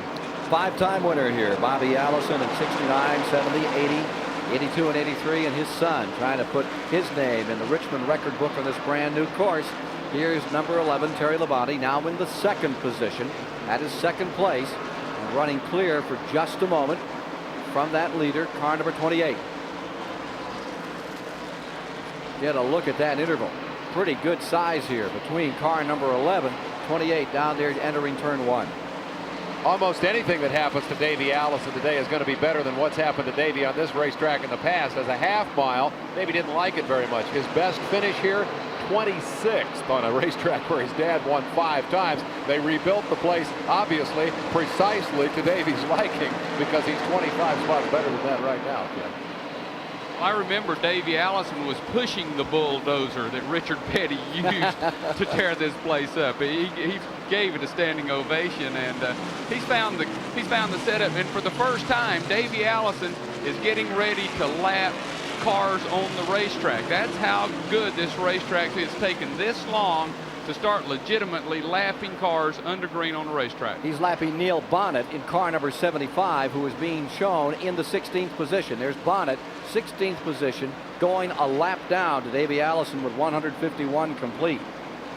Race being run at a slow speed as from what they expected with so many cautions and getting used to this new facility. A lot of sashaying around this racetrack, a lot of slipping, a lot of skittering. This Thursday's Alabama Sports Figure of the Year will be a very special guy. He'll be honored down there, I believe, in the Birmingham area. We asked Davey Allison how he was chosen for that honor in a state where you always think of great football. He's the choice this year. Man, I don't know, especially when we got people like Bo Jackson from down there. You know, it's an honor to be called the Sports Figure of Alabama for 1988, but I don't know how it happened. But you must be pleased. I really am. I'm excited about it, and it's an honor for me because of all the people that were considered for it to be chosen, and not to mention the fact that Bobby Allison's my dad. He won that Daytona 500 this year, and Neil Bonnet's from my hometown also, and he won 2 races this year. To be chosen over all of them combined is it's a big honor for me. He is showing right now why he is so deserving of being the recipient, as he puts a lap on Benny Parsons in car number 90 and takes the 15th car a lap down. Davey Allison having a magnificent day, and when you talk about Daytona and Bobby Allison's victory, don't forget who was on the rear bumper, the kid. Oh. Not forget the other end of the Alabama gang story. It's not as happy a story, and that is this man, Neil Bonnet, just overlapped by his fellow Alabaman, Davey Allison. Neil won this race in the spring. Recall when he was on such an incredible roll. 3 straight victories, established Hoosier as a force in the series, and then the horrible crashes, the follow-up to a Charlotte wreck of over a year ago, and it has really beaten and battered Neil Bonnet, pondering possible retirement and running 16th on the racetrack. So the Alabama gang story, while it's heartwarming in the Allison sense, certainly has a tug at the heart for Neil Bonnet, who's struggling here this afternoon. It's all part of the excitement, the drama, and the human interest of this Richmond 400. It's coming to you live for the first time from a brand new racetrack. We're happy to be bringing it to you on TBS, and we'll be right back with more. Live from the STP Pit Communication Center, Richmond International Raceway, Ford battling Chevy at the head of the field as Davey Allison builds his lead over Terry Labonte here in the Richmond 400. Title contender Rusty Wallace knocked out in an early crash just a couple of laps into the race, rear-ended, he says, by Jeff Bodine and knocked into the wall, and he's out of the event. And I'm wondering what has become of the other 2 title contenders. For that story, let's go topside to Ken Squire. Well, among those contenders right now, there you see the Earnhardt number 3 running in 6th spot, and he's trying to fend off that contender in number 9, Bill Elliott, running in the 7th position. Mark Martin is in 8th, and that's a struggle all unto itself, while Davey Allison continues to lead by 3 1/10 seconds. That's the largest advantage anyone has had today. speed has really come down to, as you see, 82.5 miles an hour as we move toward the halfway point in the event. There's number 9, Elliott, still trying to deal with number 3, the Richard Childress car, which has fallen to 6th spot. And why has it fallen to 6th? Let's see if we can get the story from Bob Barsham. Richard Childress owns the car that Dale is driving today. Richard, we saw Dale go right to the front. Now he's sliding back some. Is there anything wrong with the car? No, just the stagger's a little bit off on this set of tires. We're going to have to tighten the car up a little bit next stop. Are you going to wait for a yellow, or are you going to have to call him in under green shortly? Well, we're getting ready to make that decision here any minute. So big decision coming up for Dale Earnhardt. Bill Elliott right there in the 7th. Again in 8th is Mark Martin. 9th is Phil Parsons in the number 55 car. And then in 10th is Greg Sachs with 11th belonging to Brett Bodine and 12th to Dave Marcus. 13th is Michael Waltrip at this point. Get to the 170 lap mark. Davey Allison continuing to draw a bead on any place in the track he cares to run the car. Here you see him. Out ready to put a lap. Is that Brett Bodine's car just in front of him there? Coming down the back straightaway. I believe that is the Bud Moore car about to be taken a lap. Brett is running in 11th position. Let's go to the battle with Waltrip and Kowicki now. We're looking at 4th place here. Darrell Waltrip in our live flag to flag coverage, trying to protect his flank, but to no avail as car number 7, Alan Kowicki, just darts up the outside. Well, that's a perfect example. Now, Darrell Waltrip knows his car's loose and having problems. He's not going to force any issue. He doesn't want to lose time racing him door to door, so he let Alan go right by. If they contest each other, they slow each other down. Putting a lap on Ernie Irvan going into turn 1. Into the back straightaway. Alan Kowicki now 4th. Ricky Rudd is 3rd. Rudd is in 3rd. Terry Labonte 2nd. And Davey Allison is leading the way here at Richmond with 173 laps complete. You know, there's been a lot of rumors on Alan Kowicki. He's the guy, one of the hot properties in the sport, and all sorts of teams are wanting Alan Kowicki to drive their car. It appears to me that Alan Kowicki is going to stay right where he is, probably start his own engine program. Xerex will continue to be a sponsor, and I think that's a smart decision on his part. He's coming along just at the right speed. He wants to come along, and he doesn't want to put too much pressure on himself because he knows he has a long career here. He sure does. He's a fine engineer. There's one who reminds you a bit of Elliott. He's very intent. Absolutely. If I had to compare them driving style, they both work on their cars. They're both intelligent, hard-working people, and they're both not physical on a racetrack. They drive the racetrack very smart, pick it out, but they don't lean on you and bang you unless it's absolutely necessary toward the end. Which is always necessary. Yeah, necessary at the end. Well, Susie Runyon's down here talking with some of the folks. Some of the sold out 53,000 seats are housing some people that she's with right now. You know what, guys? I think I've discovered who's really making out with this new track. It's the vendors. They love all these new fans that are here today because they're selling out all their stuff. This is Nancy. She's been here a number of years. Nancy, how's business going today? Real good. Real good. Have you found any difference from last year to this year when you're here selling? Yeah, doing better than we did, yeah. With all the fans, yeah, a lot more fans. Well, the question I have is how in the world did you get such a great spot? You're right here at the edge of the grandstand and you got a view of the racetrack. I don't know, my boss just put me here. Yeah, the last thing is I don't suppose you can float me alone, could you? Okay, let's go back upstairs, Ken. Do you know how many people pay $20 for selling stuff there instead of him paying them? I love it. I tell you, I was thinking about that Richard Childress interview a few minutes ago. He's having an open house on October 29th at his race shop, and they've got one of the greatest deals going. They're going to have a Dunk Dale Earnhardt contest. Got a good battle for second going here, John. Look at Ricky Rudd scramble to the inside. He is nose long, and all of a sudden, car number 11, Terry Labonte, is back there struggling. Remember that Ricky Rudd nearly won this race.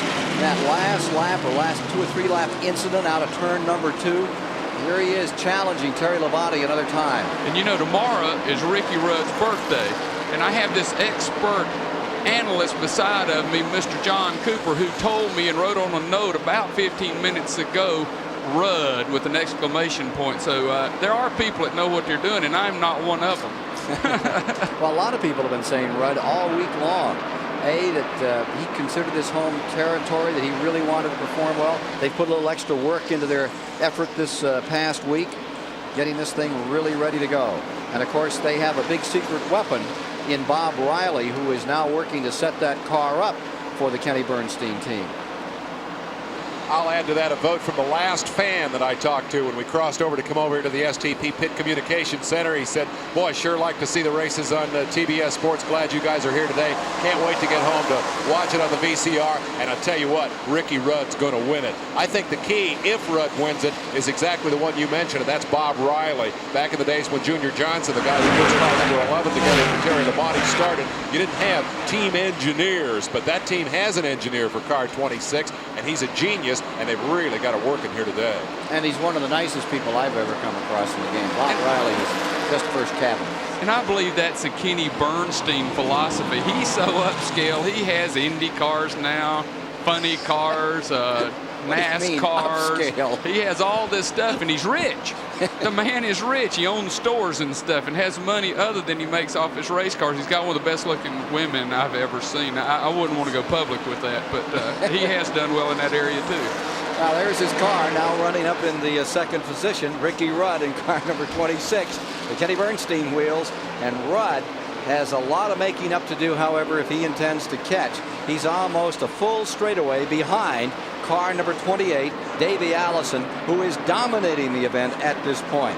We asked Ricky Rudd who gets the advantage, who has the advantage at Richmond. I think you're going to see an exciting race, and I wouldn't dare try to pick a favorite here. I think I have to say, other than the Quaker State Buick and Ricky Rudd being a favorite, but besides that, it'd be hard to pick a favorite. It's going to be a good race. I think there's going to be a lot of lead changes. As far as a dominant car right now, it'd be hard to pick it. Right now, he is in second place, and he is showing a lot of staying power. Chevrolet has won this race time and time again, 8 times to be exact, the last 4 in a row. Ford has won it on 3 occasions. They won it 3 times in a row, 79, 80, and 81, when it was Bobby Allison those first 2 years, and then Benny Parsons won a race for Ford in 1981. Back in the good old days, Plymouth and Dodge each won 4 times, including the first Dodge win by one Robert Allison from over in Hueytown, Alabama. Here's Davey Allison continuing to show the way by better than 4 seconds now, and Phil Parsons is pitting car number 55. He had been running in 9th, and Phil is on pit road in the Crown Petroleum car. That'll slide him back in the standings. But Davey Allison is just demolishing this field. It's got to be demoralizing to think you're really going strong to see him just pull up and wave and go by. Well, I think we're getting close to normal pit stops, and I think you'll see all the cars starting to come in pretty soon, so maybe Phil Parsons won't get hurt too bad by that stop. Showing 188 laps complete, nosing down, and now for the first time we're beginning to see the 28 car looking like it may be in a scramble on tires. Yeah, and he's right beside a Bodine, and Jeff, you saw him just surge by. Jeff got new tires just a few minutes ago, and Davey's still out on the old tires, so Jeff should be able to pull away from him, but Davey's hanging real tight. Davey Allison looking for his second win of the season, won the first one in Michigan, and he has 30 Winston Cup victories to his credit thus far, and 3 poles in '88. And that 351 Ford is pulling him along in the lead at the present time. Car number 55, Parsons pitted for 17 and 4/10 seconds, and he lost 2 laps before he was able to get back on the track. And how fast is that engine pulling Davey Allison? Oh, look at this. Dale Earnhardt coming on pit road there, and that's going to be a major story. Earnhardt probably making the stop in order to change the setup on the car, going for a different set of tires. Remember, he had the stagger problem that his crew chief and car owner Richard Childress alluded to, and as we watch them come in, they will definitely be going to work on that. Let's go down trackside to Bob Varsho.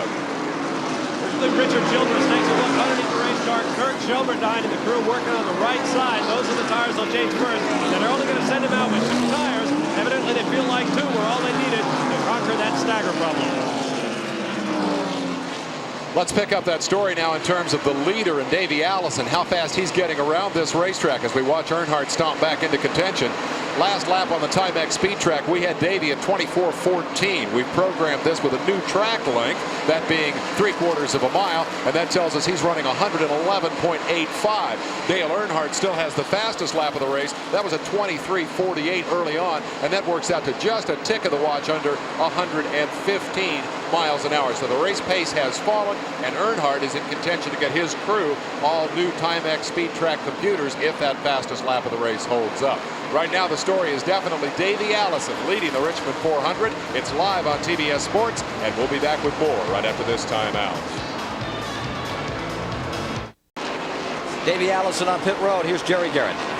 Looking at the routine stop down here. 2 right side tires, Ken. 2 tanks of gas, and Davey Allison back out in less than 15 seconds. Bill Ellie was in here just a few minutes ago, and before him, Alan Kulwicki. They all took on right side tires. No other problems. We expect to see all the rest of the leaders.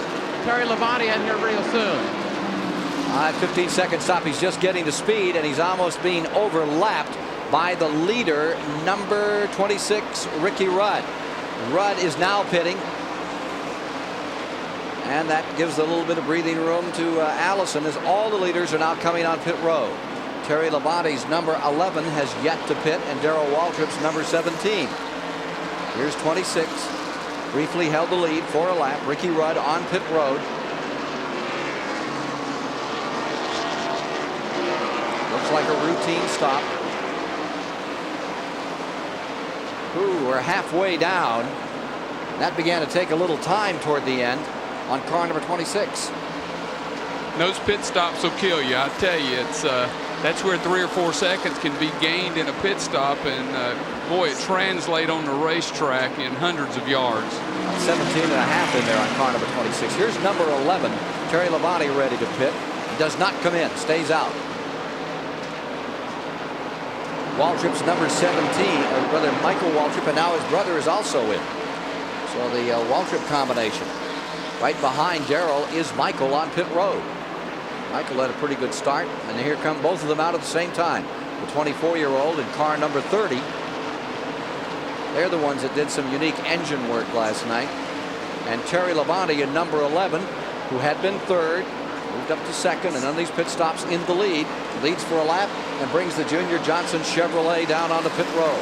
Chevy's won the last 4 times out here in this event at Richmond. Here's the pit stop on the Junior Johnson team. It's another first-class pit crew. These people always, day in and day out, do a first-class job. What those times? At Richmond International Raceway. 4-tire stop. We're going 4 tires where the other people went 2 tires. Lap down and away. 17, Waltrip is pitted. Greg Sachs in 88 was the only question mark as to whether or not he's come in. We'll have all the leaders having completed their pit stop. You know, this thing's gone green so long, that's a gamble. When you change 4 like that, did you think, hey, it is going to stay green in long run, my 4 tires will give me enough rubber to run everyone down, make my laps back, and have an advantage. Well, there you see Sachs. He should be coming in, and is coming in right now. So that completes all of the drivers on the top of the board as the number 88 wheels on to pit road, the Buddy Baker car. He's watching today. Hope you're feeling better, Buddy. Buddy's feeling real good. He's got him a funny haircut. When I saw him, he was wearing a ball cap. He never wore a ball cap because Buddy Baker has beautiful hair, and now he's wearing a ball cap after his surgery. But his hair is growing back, so don't worry, ladies. He'll be pretty again.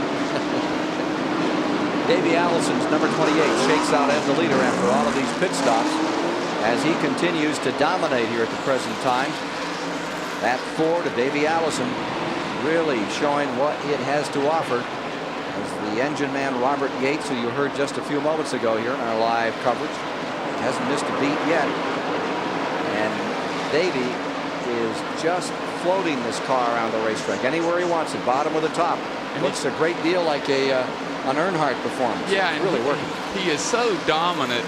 He came out right in front of Phil Parsons a few minutes ago, and he has like a 4-second lead on him now. The car is just working perfect, and he only changed 2 tires, so that usually changes the stagger a little bit. You have a problem with the way it drives, but boy, he's just driving like there's nothing wrong. You see the car just bites and goes right on. Ricky Rudd is second, Alan Kowicki third, Dale Earnhardt fourth, Mark Martin fifth, Bill Elliott sixth. In seventh is Terry Labonte. In the eighth spot is Darrell Waltrip. At this time, there have been 10 lead changes among 6 drivers thus far. 210 laps have now been completed. We're getting ready for our Goodyear mid-race report. That's coming up very shortly for you today. You know what? I see the 53,000 people here enjoying the race today. I remember back to the stories they used to tell about when they ran sprint cars here. I never saw them, but I know that Ted Horn won here 2 or 3 times. And one time, promoter Sam Nunes came in. There's a few things left to be done here this week. They've still got a few things to trim up and fix up, and they'll have them ready for next February for sure. They ran a race here one time, and they sold a lot of seats, and they didn't get the grandstand done. And in the morning when the race fans got here, old Sam was down here still selling tickets, and people would come in. He'd say, "Oh yes, you're in section 8, right over there on the right," and he'd hand them a plank, and he had these guys, and they nailed the planks down. And they sit on them. They carried their own planks up, and he had several guys just to nail. Didn't want to spend a lot of money on folks having to carry lumber when there was all that free labor that really wanted to see a race. That happened here in Richmond. It's Davey Allison in front, and we're trying to get an interval for you right now between first and second place.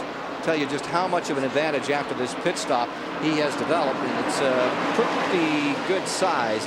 It's better than a straightaway now, by which Davey leads the Ricky Rudd green and white colors out here this afternoon, shown as 8 8/10 of a second, by which Davey is back in front, seeking his 4th Winston Cup victory.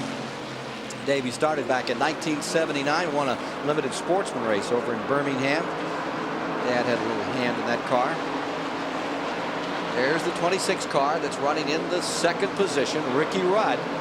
A caution, and he could become a real factor, but onto himself, Davey Allison, I don't think is to be caught the way he's running right now. He's having a great afternoon.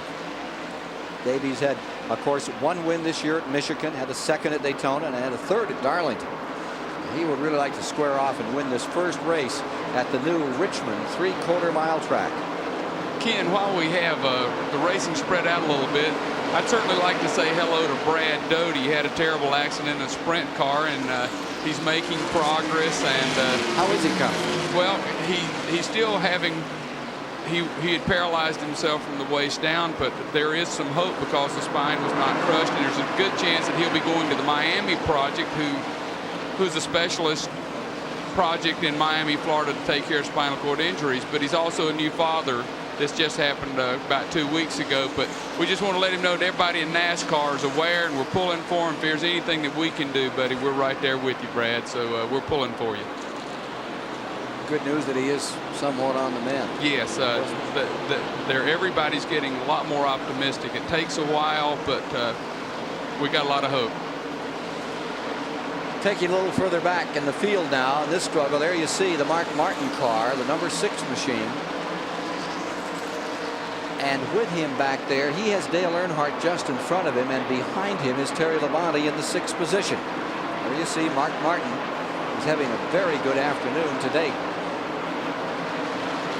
3/4 mile track. You know the last time they ran a 3/4 mile track in NASCAR? 1956. I tell you, I love the size of the track. You can see it perfect. It's like almost like looking at a large football stadium, but the way these seats ring the place, and it's a perfect view from every seat in the house. I mean, Paul Sawyer's built him a gorgeous racetrack, and there may be some other tracks look at this kind of option down the road. That last race in '56 was over in Charlotte, North Carolina. Buck Baker won it back in '56. Last time they ran a 3/4 mile track. Everybody talks about the old track on Wilkinson Boulevard as the only 3/4 mile track, and that's not totally true. They ran in Mobile, Alabama on a 3/4 mile. Rebel Monday, Tim Fly, good guys like that one. We're talking hero stuff there. Real stuff, yep. Yes indeed. But this is the first modern 3/4 mile. See, there's modern, there's a computer. That's Jeff Bodine's wife, and she's working a computer that tells her everything that she needs to know, how many miles they've driven, how the gas is going. So NASCAR is hitting a new age. We have computers, but she's the only one that knows how to work it. Well, let's take a look at our Goodyear race cap off our computers. There's not a scoreboard here today, so you're lucky to have an opportunity to catch up here a bit. On the mid-race recap, we have Davey Allison in first, Ricky Rudd in second, Alan Kawicki third, Dale Earnhardt fourth, and Mark Martin is maintaining the 5th position now. That was at the midway of the race, with 200 of the 400 laps down. Taking a look at some of the that's 1 through 5 in the standings. At the 6th position was Terry Labonte. Then in 7th was Neil Bonnet, Bill Elliott. Rounding out that group was Phil Parsons, then in the 10th position. A little further back, Kyle Petty was in 11th. Brett Bodine was 12th. Michael Waltrip holding the 13th position. Sterling Marlin followed a lap back, and so had Mike Alexander, 15th position. And rounding out the top 20, Dale Jarrett, 16th, followed by Benny Parsons, Bobby Hillen, Dave Marcus, and Ken Schrader rounded out the top 2. The attrition thus far, and it's been fairly steep out here. Lake Speed crashing. He was involved with Richard Petty in a first lap incident. Rusty Wallace, a terrible incident here that eliminated his car right in that first lap. He got banged up, was able to put in only 20 laps before he had to retire. Harry Gant, bad crash, fire. He's okay. Rick Wilson is out with the engine gone, and Morgan Shepherd's car is retired. There you see the average speed at halfway is only 87 miles an hour, and the lead changes at halfway were 7 leaders, 10 lead changes, 4 cautions, and a lengthy spell under the caution flag, and 6 cars have retired. Here's Dave Despain. With half the race still to be run, a lot of things can still happen, but the headline incident, I think, in this race is going to be the Wallace crash. He claims he was rear-ended by Jeff Bodine as they turned for the yellow flag. Rusty Wallace in the thick of the point battle with Bill Elliott, knocked out of the race early. That's the one that people are going to remember. In terms of spectacular incidents, that one goes hands down to an amazing crash early on here. The 52 car of Jimmy Means, as they came out onto the backstretch, tapping another car. They got together. Means went sideways right in front of traffic. And then, as they say, it busted loose behind him. Watch Harry Gant, top of your picture, no place to go, and boom, big impact as he spins around and catches the front of Gant's car and rips virtually the whole tail off the 52 Means machine. And then Harry Gant's car came skittering down onto the apron. The left front virtually ripped off the car. And the end of the day for the man who yesterday won the Grand National race here at Richmond. So it's been happy and sad for Harry Gant as the leader, number 28, Davey Allison, continues his work up front. That wraps up our Goodyear mid-race recap of the Richmond 400. At the moment, Allison is clearly in the driver's seat, but we've got an awful lot of action yet to come from this brand new facility. 53,000 folks looking on, and we'll be back with more of the excitement in a moment. Working 234 laps of the 400 to be run here at Richmond in this $389,000 Winston Cup event. Davey Allison here in number 28 continues to lead, putting another lap on Mike Waltrip. And let's look at the interval between the number 28 car and the second place car, number 26, Ricky Rudd, right there. It sugars off to about 8 8/10 of a second between first and second, and back to third where car number 7 lies. There you see him just coming across the start-finish line. That's another 4 seconds back there as Davey Allison has them covered here at Richmond before 53,000 fans. Sold out grandstand, good crowd in the infield of this new 3/4 mile facility. And so far it's Davey's day after Earnhardt fell back in the early going. Davey is within 4 3/10 of a second of lapping Bill Elliott, and he also is about just a few car lengths away, about 20 car lengths away from lapping Darrell Waltrip in the 8th position. There's Darrell in 17 coming by. The track has really nailed it a minute ago, John. It's a skating rink out there. You see them slithering and sliding and skittering up toward the wall on all vantage points. There isn't any place you can really get a bite now. And it's both high and low. They've run this track really in. Well, it'll be a good shot to go back to one of those in-car cameras now, because we saw them early and how smooth and easy they were driving. And I think we'll see hands working a lot more in the turns now. Bobby Hillen Jr. has just pitted car number 8, running in 20th position. Hillen is on pit road.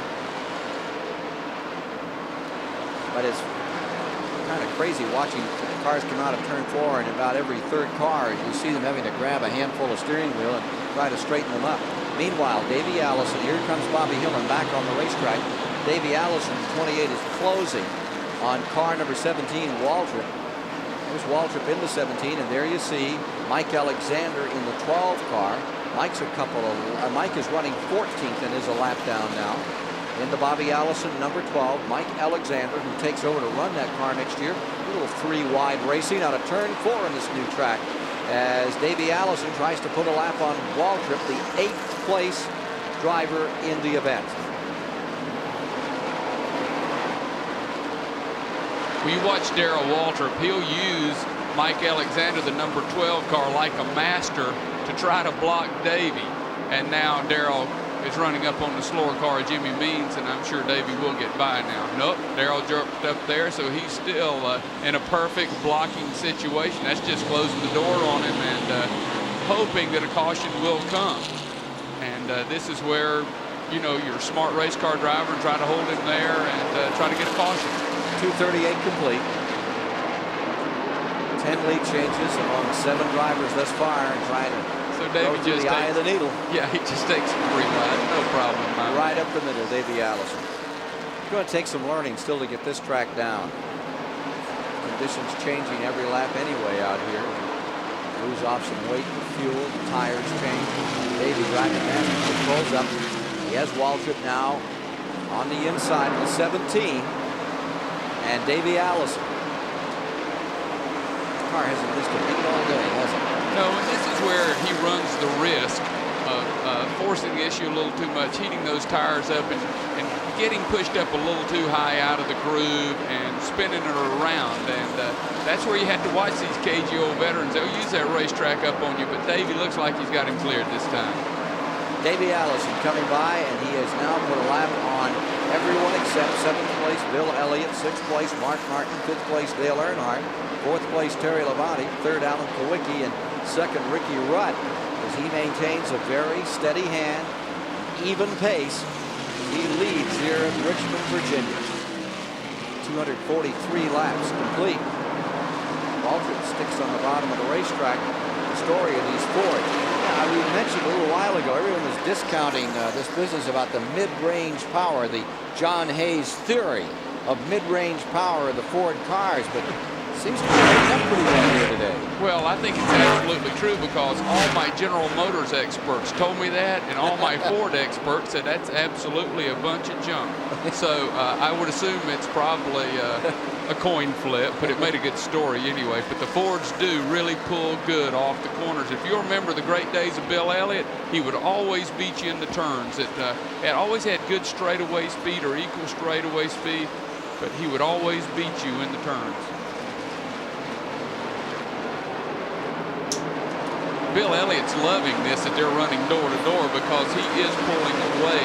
It's going to help him from keep him from getting lapped, he's hoping. But see, now here's Darrell running under a slower car, Benny Parsons. Well, let's go 3 wide again.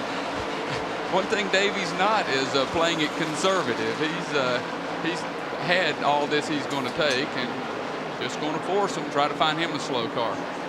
Phil Parsons pitting once again. Meanwhile, down on pit road, Bob Barsha has this report. Well, Ken Schrader just came through for a 4-tire pit stop and had fuel added to the race car. And one of the interesting things about when they come through here is watching the gas man. In the case of Kenny Schrader, that man is Henry Benfield, who you may be able to see climbing over the wall right now. Notice the uniform he's wearing. Benfield's considered the best at his job, manhandling those big 22-gallon dump cans, the most dangerous job in a pit stop. A year ago, Henry saw a fire in Talladega, Alabama in a pit, and he decided that something needed to be done. So he found himself a flame-retardant driver's suit and gloves and hat that he wears during Ken Schrader's pit stops. He also talked it up with his fellow gas man up and down pit road. So throughout Winston Cup racing, you'll see the gas men wearing flame-retardant uniforms, not because the rules say they have to, but because they want to. Henry spent years with Junior Johnson, and when he invented that suit, he had got a little too tight, and at first time or second time he wore it, he split the seat all the way out and had to spend the day like that. Henry's kind of a mild-mannered person, and he hasn't got over that embarrassment yet. Well, but Henry, he was sort of proud of it. Absolutely, you know, he got to visit. He got a whole lot of attention. Phil Parsons has been on pit road now for 4 or 5 laps. They're under the hood of his car, so he must have an engine problem. So So you race fans, here is a rundown, a complete rundown on who's on the field here. You see Kyle Petty in 9th and Phil then being shown in 10th. 4 or 5 laps ago. They put it together for you to give you an idea about where some of your favorites are that might not be up here in the top 10 today. Bill Bonnet's still out here. Remember, he won the last race on the half mile in that very dramatic finish we had the last time out. Average speed for this event is we're up to 253 laps complete. It's really come down with those long caution periods and the track really getting slippery. They've greased her up real good. Alan Kowicki in the 7 car is in the 3rd spot. There you see him, and coming up on him is the 4th place man, number 11. That's Terry Labonte. Terry Labonte, who won a short track race at North Wilkesboro earlier this season. That's not fair to say when you say short track. Short track's quarter mile, 3rd mile. North Wilkesboro is 5/8 and a darn good one. I had a long talk with Alan Kowicki, and he's always been a great qualifier and run great at certain tracks. And he said that the rap against him a lot of times is he'll qualify good, run good early, and drop back. And he said he hopes to overcome that. He said a lot of it's inexperience setting the car up because he is his own crew chief and making the changes. But he lately is getting better, better, and better, and he's running a very strong 3rd here today. Indeed he is. Only people in front of him, Davey Allison on the point and Ricky Rudd in 2nd. Terry Labonte right behind him in 4th. Benny Parsons has just pitted again. He sure makes it look easy out there, and you know he has it right on the edge, and he's skating that car. Notice how he uses that steering wheel. Doesn't clutch or grab, no white knuckles on him. Just floats it in there. The other thing I'm noticing is it's using the left leg there for the brake, Candy. He does, even though this is much more like a super speedway than it used to be, you still have to brake into the corners, and notice that he's doing that with his left foot. He keeps the engine RPMs up with the right, uses the left foot to brake. The other thing I notice about Kowicki is even though it's not white knuckles, he is having to saw that wheel a good deal more than he was early on, and that's attributable to the slippery conditions that we're seeing here. But the left leg is a real nice shot there as you see him using the brakes to get into the corners. And he said they would use a fair amount of brake here today, that and particularly in turn 3 you'd use brake. That's that sprint car style where you can't get your feet across that Kenny Schrader is so smooth about. He uses the brake about as well as anyone these days in Winston Cup racing. And here you see Kowicki there again, just gently giving it a double tap and getting himself in there. That's really neat. Dave Despain is sharp because I've been watching this sport forever. Of course, I've not had the benefit of an in-car camera, but I'd heard him always talk about left foot breakers, and now I understand what they're talking about. And that's Dale Earnhardt's great secret to driving a car real loose and hard. He taps the brakes and keeps the accelerator down. I never understood that, and that's clear how they're doing it now. You leave the pedal mashed and use that brake just to turn it loose and cut it into the corner. Exactly. Old sprint car and old midget style for a lot of folks in the Midwest. Johnny, I appreciate your purse capacity and noticing my astuteness in picking that out, but I have to give the credit to Ricky Rudd, because it was Rudd who told me that not so much on the oval tracks, but on the road races, they've really taken a lot of the excitement out of it for him because they use those Jericho transmissions now. They're self-shifting. You don't have to use the clutch anymore. He says these good old boys all know how to run down there and stomp on the brake with their left foot. When I'd get them on the road race courses, I could whip them because I knew how to heel and toe brake.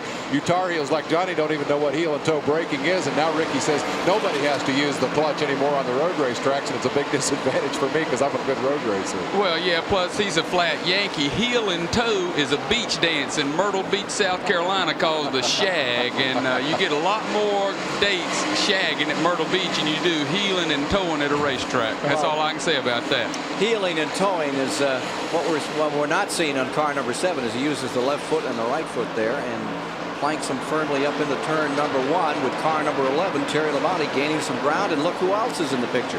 Car number 3, Dale Earnhardt, running in 5th place, is right back up in here again and is making a good run under Labonte as he tries to move up through. He's on the bottom of the racetrack, getting up on Eddie Bierschwell's number 23. As they come by, go into turn number 1, 261 laps complete. There's Earnhardt under the Labonte number 11, and that will pick him up to 4th. Tries to close in on Kowicki. Boy, Earnhardt is really beginning to look good again after having a so-so middle range of the race effort. He is coming back now. Here he is under Kowicki. 4 cautions in the first 90 laps, no cautions in the last 165. Back straightaway. Earnhardt beginning to show a little muscle here.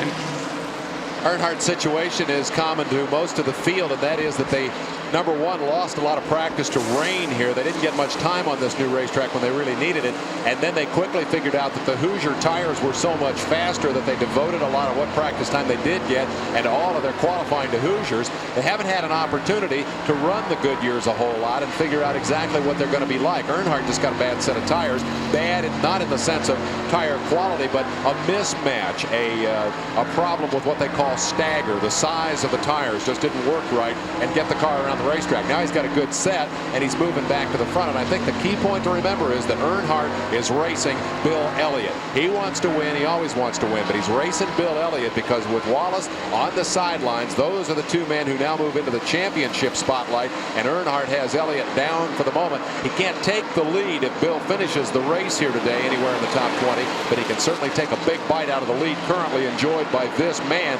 Elliott had just 9 points coming in here.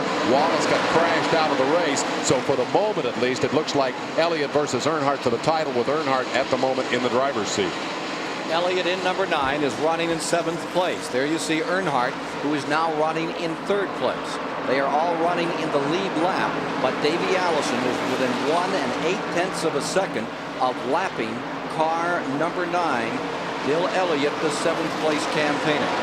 Allison first, Rudd second, Earnhardt now 3rd, Kowicki 4th, Calamity 5th, Mark Martin 6th, Elliott 7th, Darrell Waltrip a lap down at 8th, Kyle Petty in 9th, and Greg Sachs in 10th, with 11th Brett Bodine, 12th Michael Waltrip, 13th Neil Bonnet, 14th Sterling Marlin, 15th Dale Jarrett, 16th Dave Marcus, 17th currently Rodney Combs, and 18th Mike Alexander. Bobby Hillen back to 19th, and Benny Parsons in the Don Levy car is in 20th. That's the deployment, and here you see the number 9, and now you see Davey Allison closing to the back straightaway on the number 9.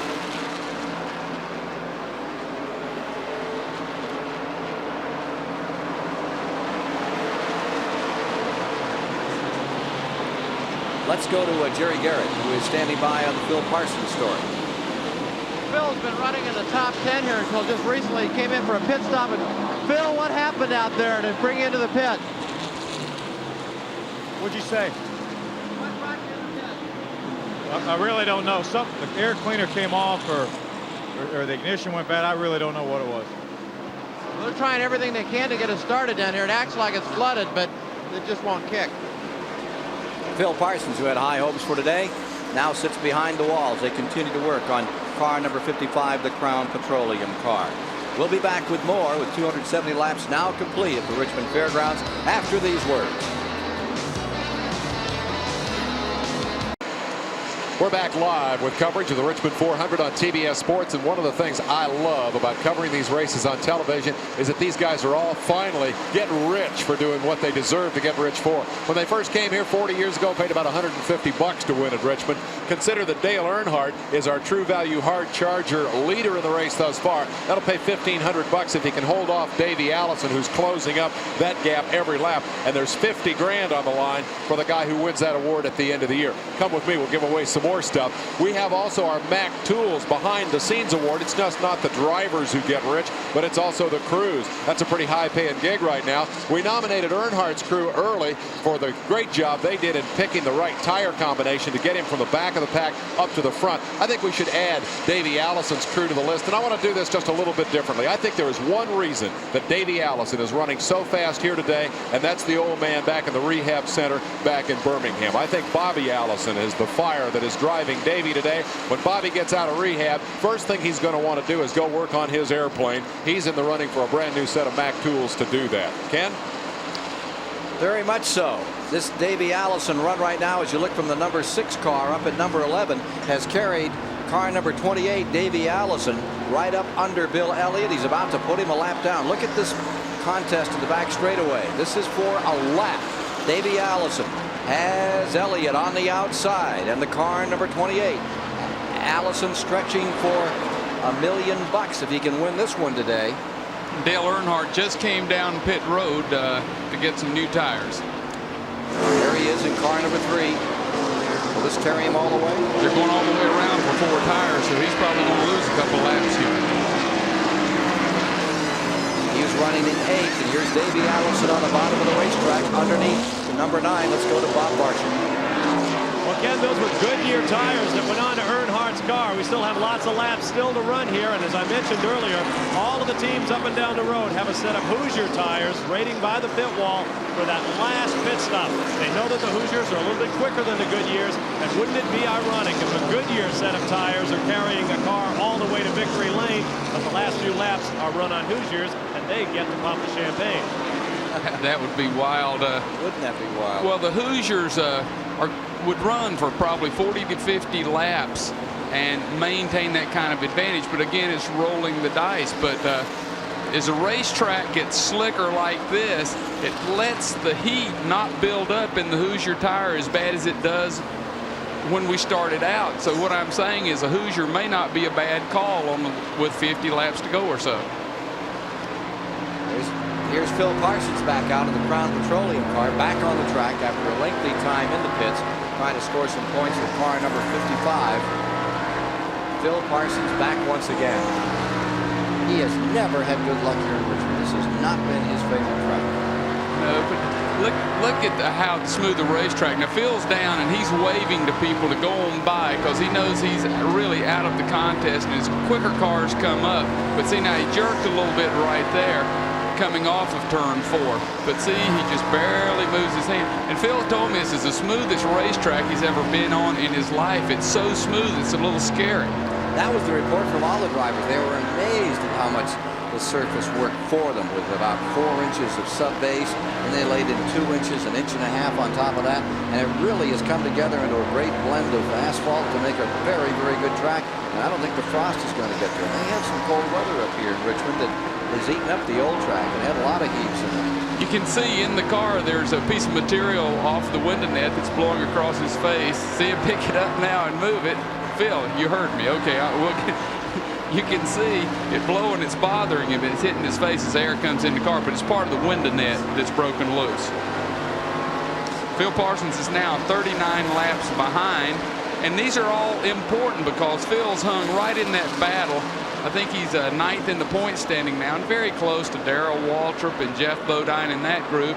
And Davey Allison's right behind him in the point standing. So this is critical. He gets as many points as he can. Davey Allison is making a tremendous run, not only in this race, but as well through the standings as we get down to the last 8 races on the Winston Cup schedule for this season. He has really been coming alive, and this car today, if it can carry him to victory, could make a dramatic change in the standings in his favor. Well, I talked to Davey, and he's tickled to death, and he's committed to stay next year, and Haviland is committed to sponsor him next year with Mr. Ranier owning the car, and that great team is going to continue to get better and continue to exist. So I think we're going to see that number 28 Haviland car out there in front for a long time. An extra cut there to get through that corner, as if he may be a little loose on rubber right now. So Davey Allison is in front. Ricky Rudd is in second. Alan Kowicki maintains the 3rd position here at Richmond with 289 laps complete. Bill Elliott on pit road had been running in 7th, just elected to come in. He stays in 15 and 3/10 seconds and is back underway in car number 9. Now being shown a lap down and may go another lap down here as he comes back to speed. Jeff Bodine has come in another time. He is several laps down to the leaders. Davey Allison continues to lead. Ricky Rudd in 2nd. Kowicki in 3rd. Terry Labonte in 4th. Mark Martin, the 5th place car, is also pitting right now. 5 cars in the lead lap, and Martin puts the binders on hard as he brings the Stroh-Light car right here by the garage entrance in for right side rubber. Pit time clicking off on Mark Martin. Car number 6, youngest champion of the American Speed Association at 19 years of age 2 years back, 14.7. And there you see him coming back down pit road and into the turn 1 area. Mark Martin having an excellent ride here this afternoon. And there's the leader, number 28, Davey Allison, skirting around, putting him on the lap back.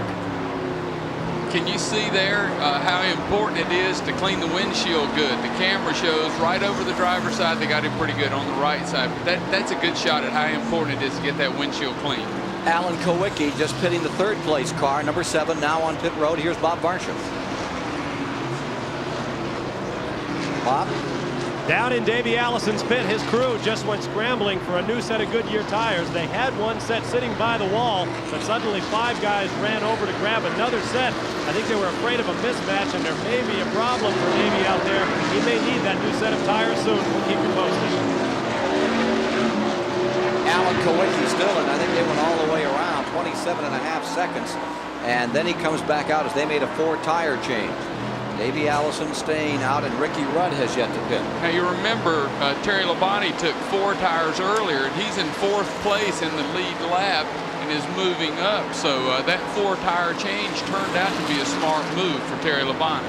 302 laps complete. 302 of 400 complete here at Richmond today. The next event on the schedule, as Ricky Rudd stays on the track, comes right down close to the wall. We thought Ramon might dodge in there. A pretty good lick if he had. Next event coming up September 11th, the Winston Cup Series, or rather the 18th, is at Dover, Delaware. Dover, Delaware is the next event, and then it's on to Martinsville, Virginia, and they'll be there on the 25th. October 2nd, North Wilkesboro, and October 9th. Next major super speedway event at the Charlotte Motor Speedway. Humpy Wheeler wanting all you folks to come down, and Turner Broadcasting will be presenting the 600 at Charlotte next Memorial weekend. Greatest facility super speedway in the country today, and that's where you can get tickets if you're interested, if you want to call up. Yes, we call Humpy Wheeler in the business, we call him Humpton Wheeler. That's a How more did he ever proper... get that name? You're his best friend. How would anybody end up with a name like Humpy? Well, Humpy got that name from his father's name was Humpy Wheeler, and Humpy didn't have his own identity, so we just took his daddy's name and started calling him Humpy. Well, here's Davey Allison making a name for himself today here at the Richmond Fairgrounds, a track where his father was one of the dominant forces for many, many years. Those great classic, wonderful wars with Richard Petty. And Davey isn't letting anyone get near him. He has drawn away to like 9 seconds over second place Ricky Rudd. You know what's scary about this with Davey Allison and all his crew members? They're saying, this is too easy. Now's the time you start thinking, what's going to go wrong? They're getting ready to bring him in the pit shortly, but these are routine pit stops. Everyone's coming in now, so everything should shake out the same. But this is when it starts driving everybody crazy because we're this close. Just please stay together. Don't make any mistakes. 1987 Rookie of the Year, winner of 2 events. Here you see him, number 28. Down the back straightaway and has a pretty good head of steam. Doesn't look like he's going to come in this time about. Davey Allison ready to overlap Mike Waltrip another time. Puts another lap on Martin, number 6 car. Actually, Martin has pulled up on him. He had lapped Martin, and I think that the tires are far enough down so that number 6 Martin is back up in the hunt again. Here's Martin right behind Davey Allison in the back straightaway. Yeah, he's about to come on to just a big wad of cars. If he's going to pit, he might as well pit now because he's not getting through that group. Yeah. Now, and I can't believe how smart I am. Let's go to Bob Barsham. The pit of number 28, Davey Allison, comes alive as their man comes flying down pit road. Quickly, they deploy out on the street. He locks up the front brakes and pulls to a stop. A wet rag goes inside. Davey Allison pops it inside his mouth, a la Richard Petty. Meanwhile, Robert Yates and the crew start working on the car. They're cranking a little wedge on the right side. They want it to lean a little more heavily on the left front tire. They've got 2 tires on, and away he goes. Rudd takes the lead. That was a big stop, but I think if you run that back, you'll see as he spun away, the tire changer's hands went all the way around. He was popping lugs on as it went all the way around. It'd be interesting to run that back because he about jerked the man's hand sideways. He left early. Ricky Rudd has first. Terry Labonte does get second. Davey Allison to third in that series. Ricky Rudd, there you see him, number 26, now has the lead. He may come in. No, elects not to. Stays out another lap. He's usually run, what, 10, 15 laps? 8 laps more than we've seen Allison come in the last. They're signaling There's 2 his laps crew to ready. go. Yep. So we're staying with car number 26, Ricky Rudd, the current leader here at Richmond. Let's take a look at that replay of that pit stop that John was pointing out. Hot. Here's your leader coming in. There's that stop. Look at the rear tire changer's hand. See that wheel spin? And he just had to turn it right back. David said, tighten them, baby. I've got to go. Did he run over that jack? Here's the number 26 on pit road. Leader is in. Yeah, we can run her back and look. I didn't see it closely. I wasn't watching that. It just shocked me that the man, I saw the man's hands turn because he was definitely on the lugs. Ricky Rudd into the pits. And I thought he ran over the jack. I didn't even Davey look at that part. Car number 26. Here's number 11 in. So all 3 of those leaders have been in, and I would think we'd have Davey Allison.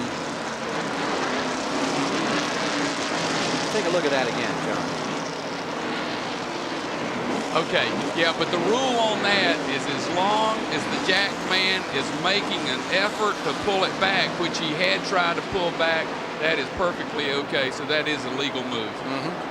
So car number 28 stays out there, and there's no consultation flag coming up. What looked like a Well, yeah, but 50-50 moment. Well, but the call is if you're making a genuine effort to try to get back and do the things, then hey, because anything can go wrong, and that he was doing. He was, and that's a total legal move. So Davey Allison stays in front on a hairline call. Number 26, Ricky Rudd in second, Terry Labonte in third. And there you see from the car number 6, Mark Martin in 7th place, the Davey Allison car up there in the lead. Mark a lap down to car number 28, Allison, seeking his 2nd win of the season. And this would be his first here at Richmond. Darrell Waltrip's coming down pit road. He's showing little battle scars on the side of his car. He's coming in for a big stop. Let's go inside the Phil Parsons car, number 55. He eases along through the day here. Phil's still out there. Can't believe that it's happened to him again, you know, but all you can do is stay out there and battle and run them all and hope that you have a decent finish. There's been snake bit on this track. Let's check on Alan Kowicki for a moment here. Alan Kowicki back to 9th, and there's the 3rd of our cars carrying in car cameras today. Here's Alan, who's fallen a lap back after a good steady run most of the way here today. I love to watch that left foot on the braking thing. That's really interesting because we don't see it on the other drivers quite as clearly. See how Phil does that number. Well, I see his left leg move in. Yeah, he does the same thing. He's doing it more with his toe and his black uniforms. It's hard to see. I'm gonna learn how to drive a race car. I might try to run Richmond next year. Yeah, probably pay a lot of extra money to see that. Here's Davey Allison's lead now being shown. First to second is, we had the interval right here. We'll get it for you. It's Davey Allison in this Goodyear car. Robert Yates prepared. Saw Robert earlier here today. Checking that first to second spot, but still a healthy advantage for Davey. 140 pounds, and he's still makes it look like he's a heavyweight out here. 17 seconds now between first and second. It's time for a Goodyear racing update. Other events going on in the world of motorsports today, and let's check in with Bob Richards. Thanks, Ken. The 18th annual U.S. Open Drag Racing Nationals are being held in Rockingham, North Carolina this weekend. Defending world champion Gene Snow, the top qualifier in Top Fuel, he set a new track record with a run of 5.205 seconds. Ed McCullough, the top man in Funny Car, with Tim Neighbors, the surprising #1 man in Pro Stock. Yesterday, Scott Pruitt took the checkered flag in the Trans Am event at Elkhart Lake, Wisconsin. Hans Stuck was 5 seconds behind in second place, with Willie T. Ribbs ending up third. The Indy cars are taking center stage at Road America today. Danny Sullivan set a new track record, averaging better than 129 miles an hour. Rick Mears, as you see, second, with Al Jr. in third. Meanwhile, former Chicago Bears running back Walter Payton is scheduled to make his professional driving debut in Wisconsin today. Walter qualified 8th in the Pro Sports 2000 class, and Michele Alboreto won the Italian Grand Prix today in a Ferrari. Well, that's it for this Goodyear update. We'll be back with more racing from Richmond right after this message as the racing continues here at the brand new 3/4 mile tri-oval.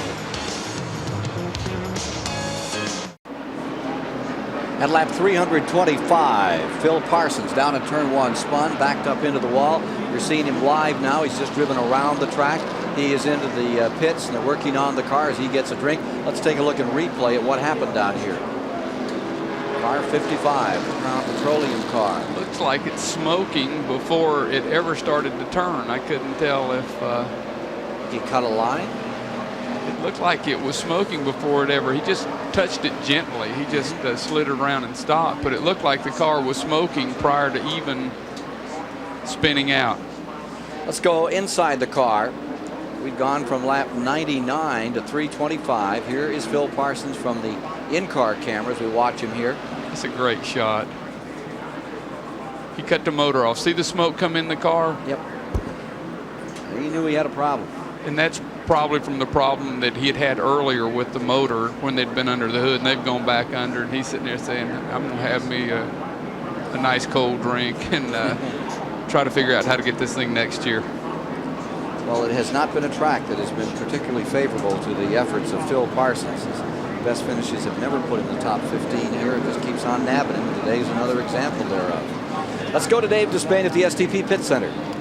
Timex Speed Track computer following Davey Allison in what looks like a runaway victory here today, although this yellow flag will bunch things up. Last time we checked on Davey, he ran a 24:14, 111.85 miles an hour. Came in, made the pit stop, went right back out, 24:27. 24:12, a difference of 0.02 of a second, a difference of 0.09 of a mile an hour. You call that consistency. Still not as fast, though, as Dale Earnhardt's quickest lap of the race. That was a 23:48 back very early in the running before the track conditions began to change. So, as it stands now, Earnhardt's crew is in the running for a set of these Timex Speed Track computers. And right in here, we're going to see the Earnhardt effort launched in third spot when they restart this race. We've got Davey Allison sitting on the point with Ricky Rudd, now the challenger, when we go back to the restart. Ken? And we're not going to see any fast laps anymore with this track as slicked up as it is, David, that's for sure. That Earnhardt mark will stand, I'm sure, for this race. What a surprise over there in Italy today. Well, not a surprise, the Italian Grand Prix, but Michele Alboreto finally stopped the McLaren train this year. You follow a lot of Formula One, don't you, John? Yeah. What was that guy's name? Michele Alboreto. Oh, yeah. Yeah, they have a great restaurant in Belmont, North Carolina, where I was originally from. It was called Alvareto's Pizza. Car number 28, Davey Allison, is staying in front. We're into this caution period. We went from lap 99 to 325 without a caution. And then the Phil Parsons incident in turn 1 has put the field back together. They're now showing 328 complete as they get ready for a go. The second place car is Dale Earnhardt. The third place car will be Ricky Rudd. The fourth place car is Terry Labonte.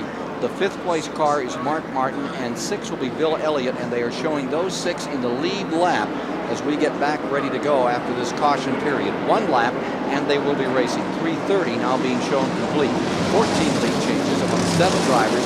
We've just gone through our 5th caution period of the day here at Richmond, Virginia, with 53,000 strong. Sold out new track.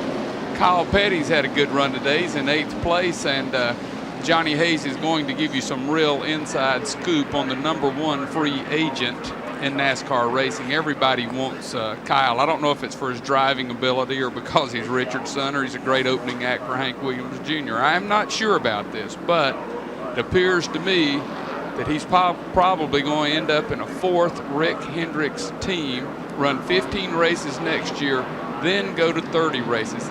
I'm not official on that, but don't be surprised if you don't see this young stud running for Rick. Who's going to drive the 21 next year?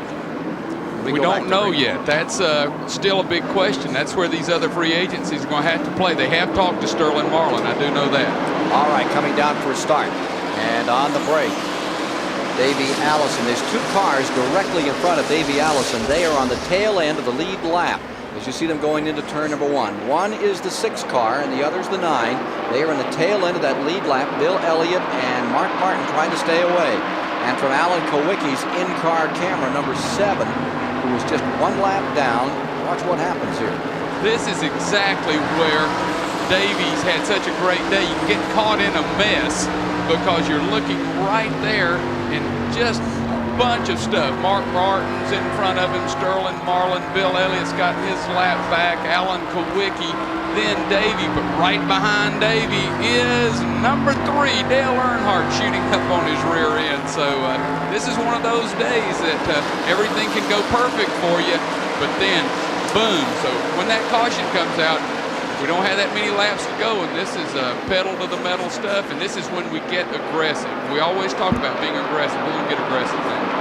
Lap cars covering the leaders here. Car number 28, Davey Allison in front, Earnhardt in second. It's a Ford Chevy battle. There is the Kowicki number 7 car, a lap down in 7th. On the tail end of the lead lap, Bill Elliott was 5th, Mark Martin in 6th when they came back down to the green at 3:31. Rudd just jumped under Earnhardt, forced him up the lane. And Rudd is running good too. So this is a shootout, and I'm going to say that whoever got the best set of tires, but Davies just seems a little too strong for everybody still because they're not closing up on him. Ricky Rudd's Buick is right there, and there you see Earnhardt Chevrolet, the black car, back into 3rd position. Terry Labonte is in 4th. And there you see that 2-car length advantage, length and a half for, back to 1 as Rudd really closes in on Davey Allison. And here comes Dale Earnhardt scooting to the bottom of the track. Again, a lot of times these high lanes will be fast and keep the RPMs up, but on this first time out, if you can run in the bottom, that's the way to get around here. Watch Earnhardt's car. It will not get off the 4th turn as good as the 2 cars in front of him. That's where he's losing time. He'll jump coming into this next turn, turn 3. He jumps right in closer, but they pull off from him here. And here comes Rudd to the inside as this packed capacity house comes to its feet. Ricky Rudd going for it down to the bottom of the racetrack in the battle for the lead. It's Allison on the outside, Ricky Rudd on the inside. Rudd pressing, he's pulling up here. What a battle. Buick going low, Ford on the outside, and Allison drives away from him going into the corner. Coming out of 4, there's Davey Allison a little loose, and it is Ricky Rudd taking the lead. Well, he got caught in an awkward position. He had to give him room in that higher lane, and it's just a little looser up there. He's going to have to work back to Rudd if he can. But Davey's car is not quite as strong as it was because he wasn't closing on Kowicki like he was earlier. Kowicki is maintaining a little bit of advantage on him. You can see Earnhardt has now worked back up into the group. We're going to have us a real good shootout here at the end. About 338 laps now complete. We look at the 3:30 rundown for you and a review of the field for you racing fans so you can keep track of all of your favorites. Meanwhile, Jerry Garrett has this report in the pits. A lot of excitement down here in Ricky Rudd's pits, of course, since he just took the lead, but there's a lot of strategy going on here. Crew Chief Larry McReynolds and chassis expert Bob Riley just had a little powwow. Larry asked Bob, says, can we make a chassis change that will put us back in the Hoosiers if we have a pit stop here the last 3 laps to go? And you can see they got the Hoosiers up here against the wall. They also got a couple of Goodyears. If they have a green flag or a yellow flag pit stop here in the last 50 laps or less, they're going to go to the Hoosiers. If they stay out longer, they have to stay out longer, the Goodyears are going to stay on the car. Well, there's the story on one of the men contending to win it all today from Jerry Garrett as they're ready to do tire switching another time if necessary to pull out this $389,000 race. Looks like Davey may be falling back into the clutches here of car number 3, Earnhardt in 3rd, and don't forget that car number 11 is in 4th, Terry Labonte's car.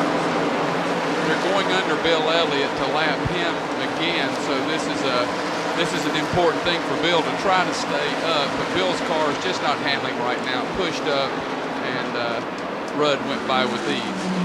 Ricky Rudd maintaining first place with 342 laps complete, and he's on the bottom of the racetrack, able to stick it in there like Richard Petty was able to do back in the early days of this track, when this track would get so slippery you couldn't stand on it. That was when about the time the Dale Inman crew had Richard right on the bottom of the racetrack and able to get around, and that's exactly what we're seeing out of car number 26 at this moment. The birthday boy.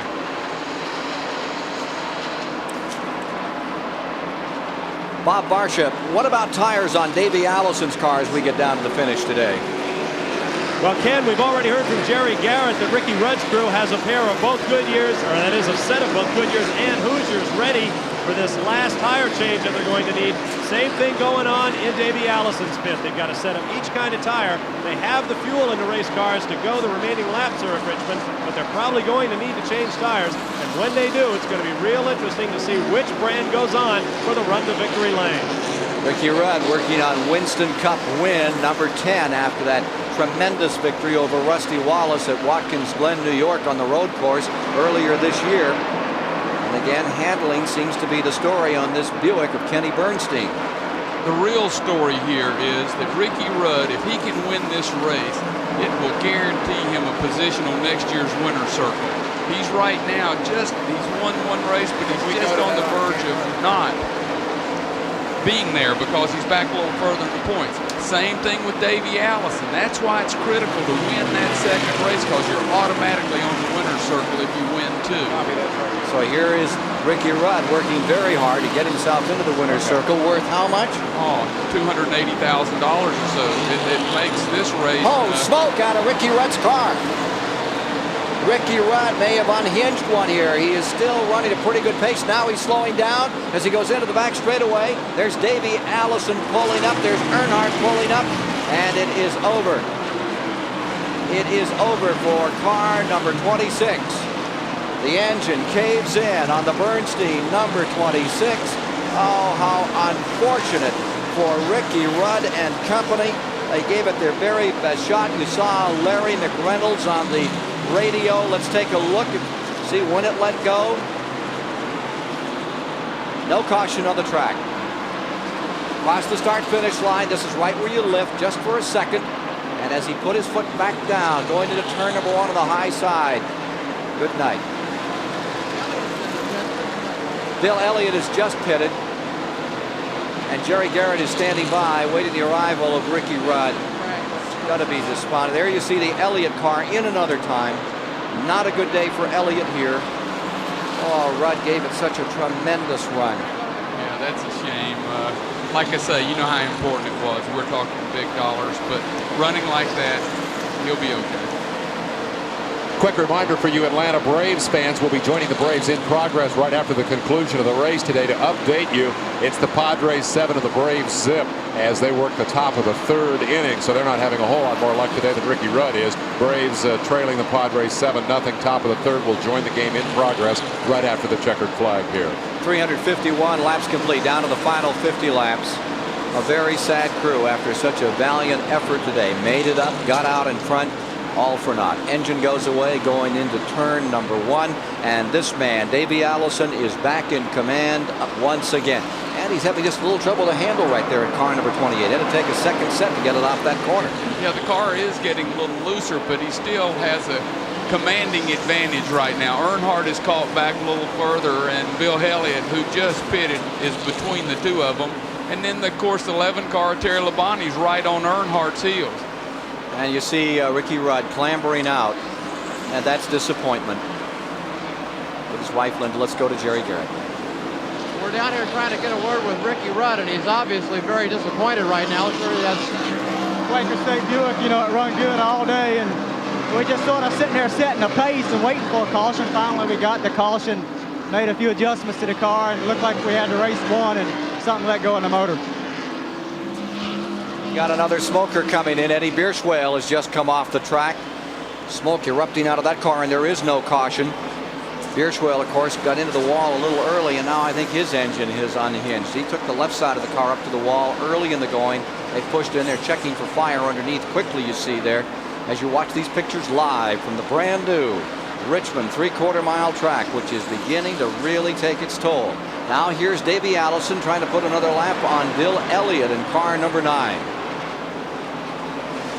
Davey Allison leading, Dale Earnhardt in second, Terry Labonte in third as the laps begin to trickle away this afternoon. And for Ricky Rudd, it was just a little short. The laps are winding down in our live coverage of the Richmond 400. Let's throw Mark Martin's name into the hat here and his team as nominees for our Mac Tools Behind the Scenes Award. He's currently running third. He finished second behind Bill Elliott on the short track at Bristol. And as you look from inside Mark's car, he's campaigning very nicely here in the Winston Cup Wars with that Jack Roush effort. All new to the Winston Cup battles. Those are road racers, but they're definitely showing their stuff on the short tracks. Only a matter of time till they win one. I think all they need is one more set of tools. They can get to victory lane. Throw Martin into the hat as another nominee for our Mac Tools Behind the Scenes Award. Okay, we'll track that down to the finish, David, as we watch this battle for second place. Dale Earnhardt is there. Terry Labonte trucking on, trying to take it away from him. 363 laps of 400 run here today on this 3/4 mile oval for $389,000. And at the present time, Davey Allison continues to run this race with an iron hand. If Earnhardt finishes where he is right now, second, and Elliott finishes in seventh, Elliott will finish the day leading the Winston Cup point standings by 117. And Rusty Wallace, who was out early, would fall to third. 2 points behind Earnhardt. That's as if they dropped the checkered flag at this moment. There's a lot of racing left to do here as we watch Dale Earnhardt in number 3. Off that corner and looking very strong here at the end of the race. Maintaining second spot. Labonte third. Mark Martin is in fourth. Alan Kowicki is in fifth. And now in sixth, 1 lap down, is Kyle Petty. With seventh, Bill Elliott. Eighth, Darrell Waltrip, 2 laps down. Ninth is Neil Bonnet. 10th is Brett Bodine. 11th is Michael Waltrip. Going 12th is Dave Marcus. 13th is Greg Sachs. 14th, Sterling Marlin. 15th, Bobby Hillen. 16th is Dale Jarrett. 17th is Mike Alexander. And in the 18th position is showing Rodney Combs, with the 19th, Kenny Schrader, 20th, Benny Parsons. That's at 367 laps, John. Well, this has been a tough race. A lot of people had trouble. One thing I want to point out about this points thing, please don't think that the points race is over. We had counted Dale Earnhardt out because he is 100 and some points behind going into this race. Well, immediately, early, Rusty has a problem, falls from second right behind Elliott to third. Elliott, if he has a bad finish at any race and the other two have good finishes, you're right back together. I think he'll go right to the wire. Well taken, John. Well, we'll pause for these messages and then be back as we zero in on the close here this afternoon at the Richmond Fairgrounds, where Davey Allison is trying to put Ford back in victory lane. There's Davey Allison working on the event that his dad won back-to-back in 1970 and 80. And in 1981 was won by Ford with Benny Parsons at the keyboard for Bud Moore. Bud Moore won all 3 of those races, and it's been since 1981 without a Ford in victory lane. It may change here this afternoon as they click off 375 of 400 to be run. Allison in command of this event over Dale Earnhardt. There's another story out here today. Back a little further, here's the 11th place runner, Michael Waltrip. We want you to know that our coverage is everywhere. This was the scene last night at 1 a.m. for Michael Waltrip's car number 30 in a nameless motel. You've heard of the old days when they used to build the engines back in the bathtub? Well, this was the scene last night at 1 o'clock. We certainly don't want to name the motel, or the Waltrip crew will never be allowed back, John. Putting their engine back together. They had a few problems. They just took it home with them, rolled it right into the room. I love it, and I love Michael Waltrip and that crew. Thing I got to tell you about Michael Waltrip, I know all the mothers of these race car drivers, you know, they're concerned what they do with their free time. And Mrs. Waltrip, I do want you to know that Michael's been a good boy, but he went out and bought a brand new Harley Hog motorcycle for $12,000 last week. All chrome. Let me tell you about that motorcycle. He took it to the Hickory Fair, got himself a nice looking lady, had her on the back. He's looking really macho, he said. Went over and played some games, won a bunch of stuffed animals. Now he's pulling out of the fair late at night, this kid in number 30. And as he started to pull out, 6'5" with a neat lady on the back, the fella came up and said, "Hey, excuse me, sir, one of your teddy bears is falling out of the saddlebag." No. He had 2 big teddy bears. He couldn't quite get them. My man Michael, he wants to be sort of Hell's Angels type look, but he came out with teddy bears. Well, he and Rick Wilson's wife needs to know too. He bought a Harley too, so they're in the Harley Hog Club now. You're a big help. I got to throw Mike Beam and that crew into the hat for the Mac Tools Award. I mean, anybody that'll take the tools back to the motel room and work on the motor at 1 o'clock in the morning is definitely a behind-the-scenes candidate for my book. So David, let's put the period on that story. David, that went on till about 3:45 this morning. I'd say that's a winner for the Mac Tools. I'll pay for it. Anybody want to contribute to the rug? Yeah. Davey Allison in front and looking mighty good here. His dad watching over in Birmingham this afternoon, and he must be proud. Judy Allison and Bobby Allison, who watched this young man cut his teeth in racing, brought him along, and what a magnificent race. As you said at the top, he has said for the last couple of days, I'm ready for this one, and it's on TV, and I want it for Dad. Yeah, and he's certainly doing it. It's just perfect. This is one of those makes a great movie kind of thing. If Hal Needham was here, he'd make a movie out of this story. Well, he's had it rough with that car 33, which has crashed again today and is out. We'll review some of those that are out and some that are still running as we get down to our finish today here at Richmond. Getting set for the finish. Allison in front, trying to hold off Earnhardt and Labonte. Can he do it? We'll know soon. We're live at the STP Pit Communications Center at Richmond International Raceway, where Davey Allison has just stopped my Timex Speed Track computer at 24:30, a lap at 111.11 miles per hour. We programmed in the 7500ths or 75. Let me try that again. 3/4 of a mile track length, which is new here at Richmond, and that's the way the computer calculates the time to speed average. What that means is basically Davey has hit the cruise control, and he's out of here. Graves still trailing 7-zip in the 4th behind the Padres. Will join that game in progress live right after the end of the race. That looks like, Ken Squire, a Davey Allison field day. By 2 6/10 of a second right now, David. Well, Ken, I just got a new sports bulletin in for one of the top sports stations. Congratulations to Scott Hayes in Denver, North Carolina. The East Lincoln Mustangs are now 3-0, and they hadn't won 3 games in the last 2 years. Way to go, boys! That's my son, and I don't ever get to see him play, and if I don't say that, his mother's going to be mad. So, Ann, I'm on the deal. I don't believe it. Hey, it's my son. I see. I'm a father. I see. Well, Bobby Allison's the father, and his kid right now is about to win over $1 million in his racing career if he pulls out. Let's see your kid do what Bobby Allison's Bobby's doing baby here boys today. do a little better than mine, but mine's not a professional athlete. He doesn't want to lose his amateur standing. I see. Dale Earnhardt is just about 2 4/10 of a second back now. Terry Labonte is in 3rd. Mark Martin is in 4th. And Alan Kowicki stands 5th as we get down to the finish here this afternoon at Richmond. It's a matter of running it out. 391 are complete. We're into those last few laps at the Richmond Fairgrounds, and nobody's left. It's a packed house. They say they're going to add another 10,000 seats before we get back here. This is now the largest sports facility in the state of Virginia, bigger than any of the football stadiums. And we're having a tremendous crowd in a house that's been sold out for a month to see this first race. And what a reckoning for Davey Allison. There'll be a tremendous ovation for him here. 392 now complete as he comes back to the line. Call it 393. Well, we had a shaky start, but I'm going to tell you, it's been a magnificent debut for one of the prettiest tracks in the sport. And I just can't wait to get back here next year. And we'll be back here in February. We'll see it right here on the Superstation. A week after the Daytona 500. Always go to Richmond. And what a track to come back to next year on this 3/4 mile as we watch Davey Allison continue to click off the laps. Stay in front of car number 3.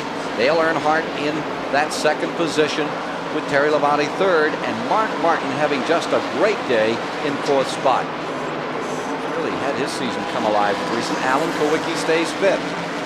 Mark Martin right down on that wall up in turn number 4. That time about 394 down. And Kyle Petty's still at a good solid 6, 1 lap down, but it's been a good show for their team too. Davey Allison came into today's race having won $989,000. This will put him over the $1 million mark, and remember, he was just 87 when he was Rookie of the Year.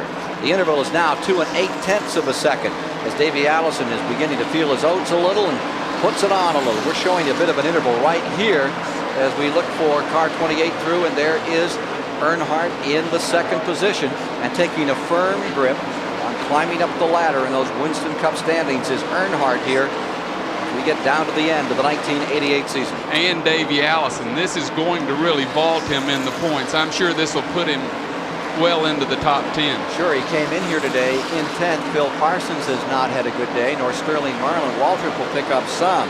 Davey is apt to pick up a couple of spots when we do the tabulation when it's over this afternoon.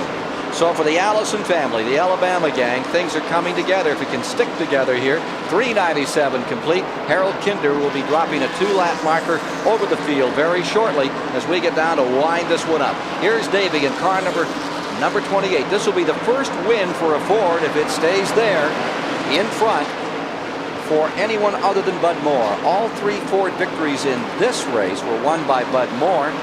This particular series at Richmond goes back to 68 or 69 when it was 68 when Petty won in the Plymouth, and then in 69 Bobby Allison won it for Mario Rossi in the Dodge. Well, I'm really happy for Davey Allison because he's such a class act kid. But Bobby Allison, the way he sounded today, that's 1,000 times better for me. And we love you, Bobby, and can't wait to see you at the racetrack. Going to hold up his number, the number 84.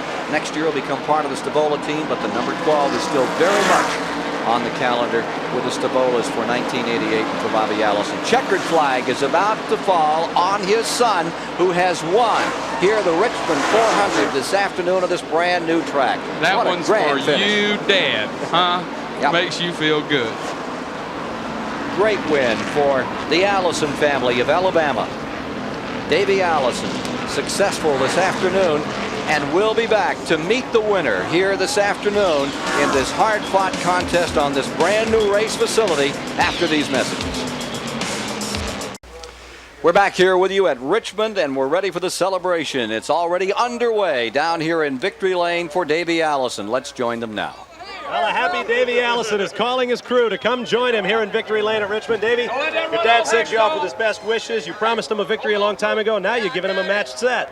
Well, you know, it's just been a great thrill winning here at Richmond the first race. Paul Sawyer's got a super facility here, and we're just tickled to death to be here in Victory Lane. This is another one for the old man, and with him starting the race off today, that was another big thrill for me, and I've just been on cloud 9 for 2 days. The Richmond track's never been real kind to you, but you feel like maybe you're on even terms with it? Well, I think now we've showed everybody that we've got our short track program together, and we got a couple more to go to this year, but we're going to try to win them too, and we're just going to keep digging the rest of the year and try to get ready for 1989. This victory also puts you over $1 million in Winston Cup winnings. You feel like a millionaire? Right now I'm more out, but I feel good. You kind of dropped back a little bit in those early melees. We kind of lost track of you for a while. Were you biding your time and knowing you could get to the front? Well, we're just trying to take care of the race car. There was so much action out there I didn't want to be a part of. I just took my time. We talked on the radios, Tony and Robert and I, and we decided just to take it easy and work our way up through the pack slow. We didn't have to get in any hurry because we knew that if we could get to the front, we'd be in control of the race. Davey Allison, our happy winner here at Richmond International Raceway. Now let's go back upside to Ken Squire. So here at Richmond this afternoon, Davey Allison is victorious over Dale Earnhardt in second, Terry Labonte in third, Mark Martin is fourth, and Alan Kowicki is fifth, with Kyle Petty in the sixth position as they came across the line. And we'll be back to wrap up today's activities here in Richmond, Virginia. A final look at the standings after these messages. We're back live at Richmond, where the voice of Bobby Allison kicked off the Richmond 400 and where Davey Allison puts the final period on the story, winner of this great race on a great new track. Let's give away a little goodies here. We have the Mac Tool Behind the Scenes Award going to Mike Waltrip's crew. The next time they rebuild an engine at 3 o'clock in the morning in the hotel room, they'll do it with a brand new set of Mac Tools. Congratulations on a job well done. STP leaderboard shows Terry Labonte running third here today, Mark Martin fourth, Alan Kulwicki finishing fifth. Davey Allison not only won the race but also took the True Value Hard Charger of the Race Award, adding $1,500 to his total over Dale Earnhardt, Ricky Rudd, Terry Labonte, and Kyle Petty, who finished second, third, fourth, and fifth in those rankings. And the fastest lap of the race was turned in by Dale Earnhardt, so his crew will all get Timex Speed Track computers. More importantly, Earnhardt has taken a big bite out of the lead that Bill Elliott enjoys in the Winston Cup Championship standings. Rusty Wallace falls back to third spot after dropping out of the race, and that means that this championship battle is going right down to the wire. That's the story from Richmond. For Ken Squire and Johnny Hayes, Bob Varsha and Jerry Garrett in the pits, and Susie Runyon, I'm Dave Despain, the STP Pit Communication Center. It's been a great show. Thanks for being with us.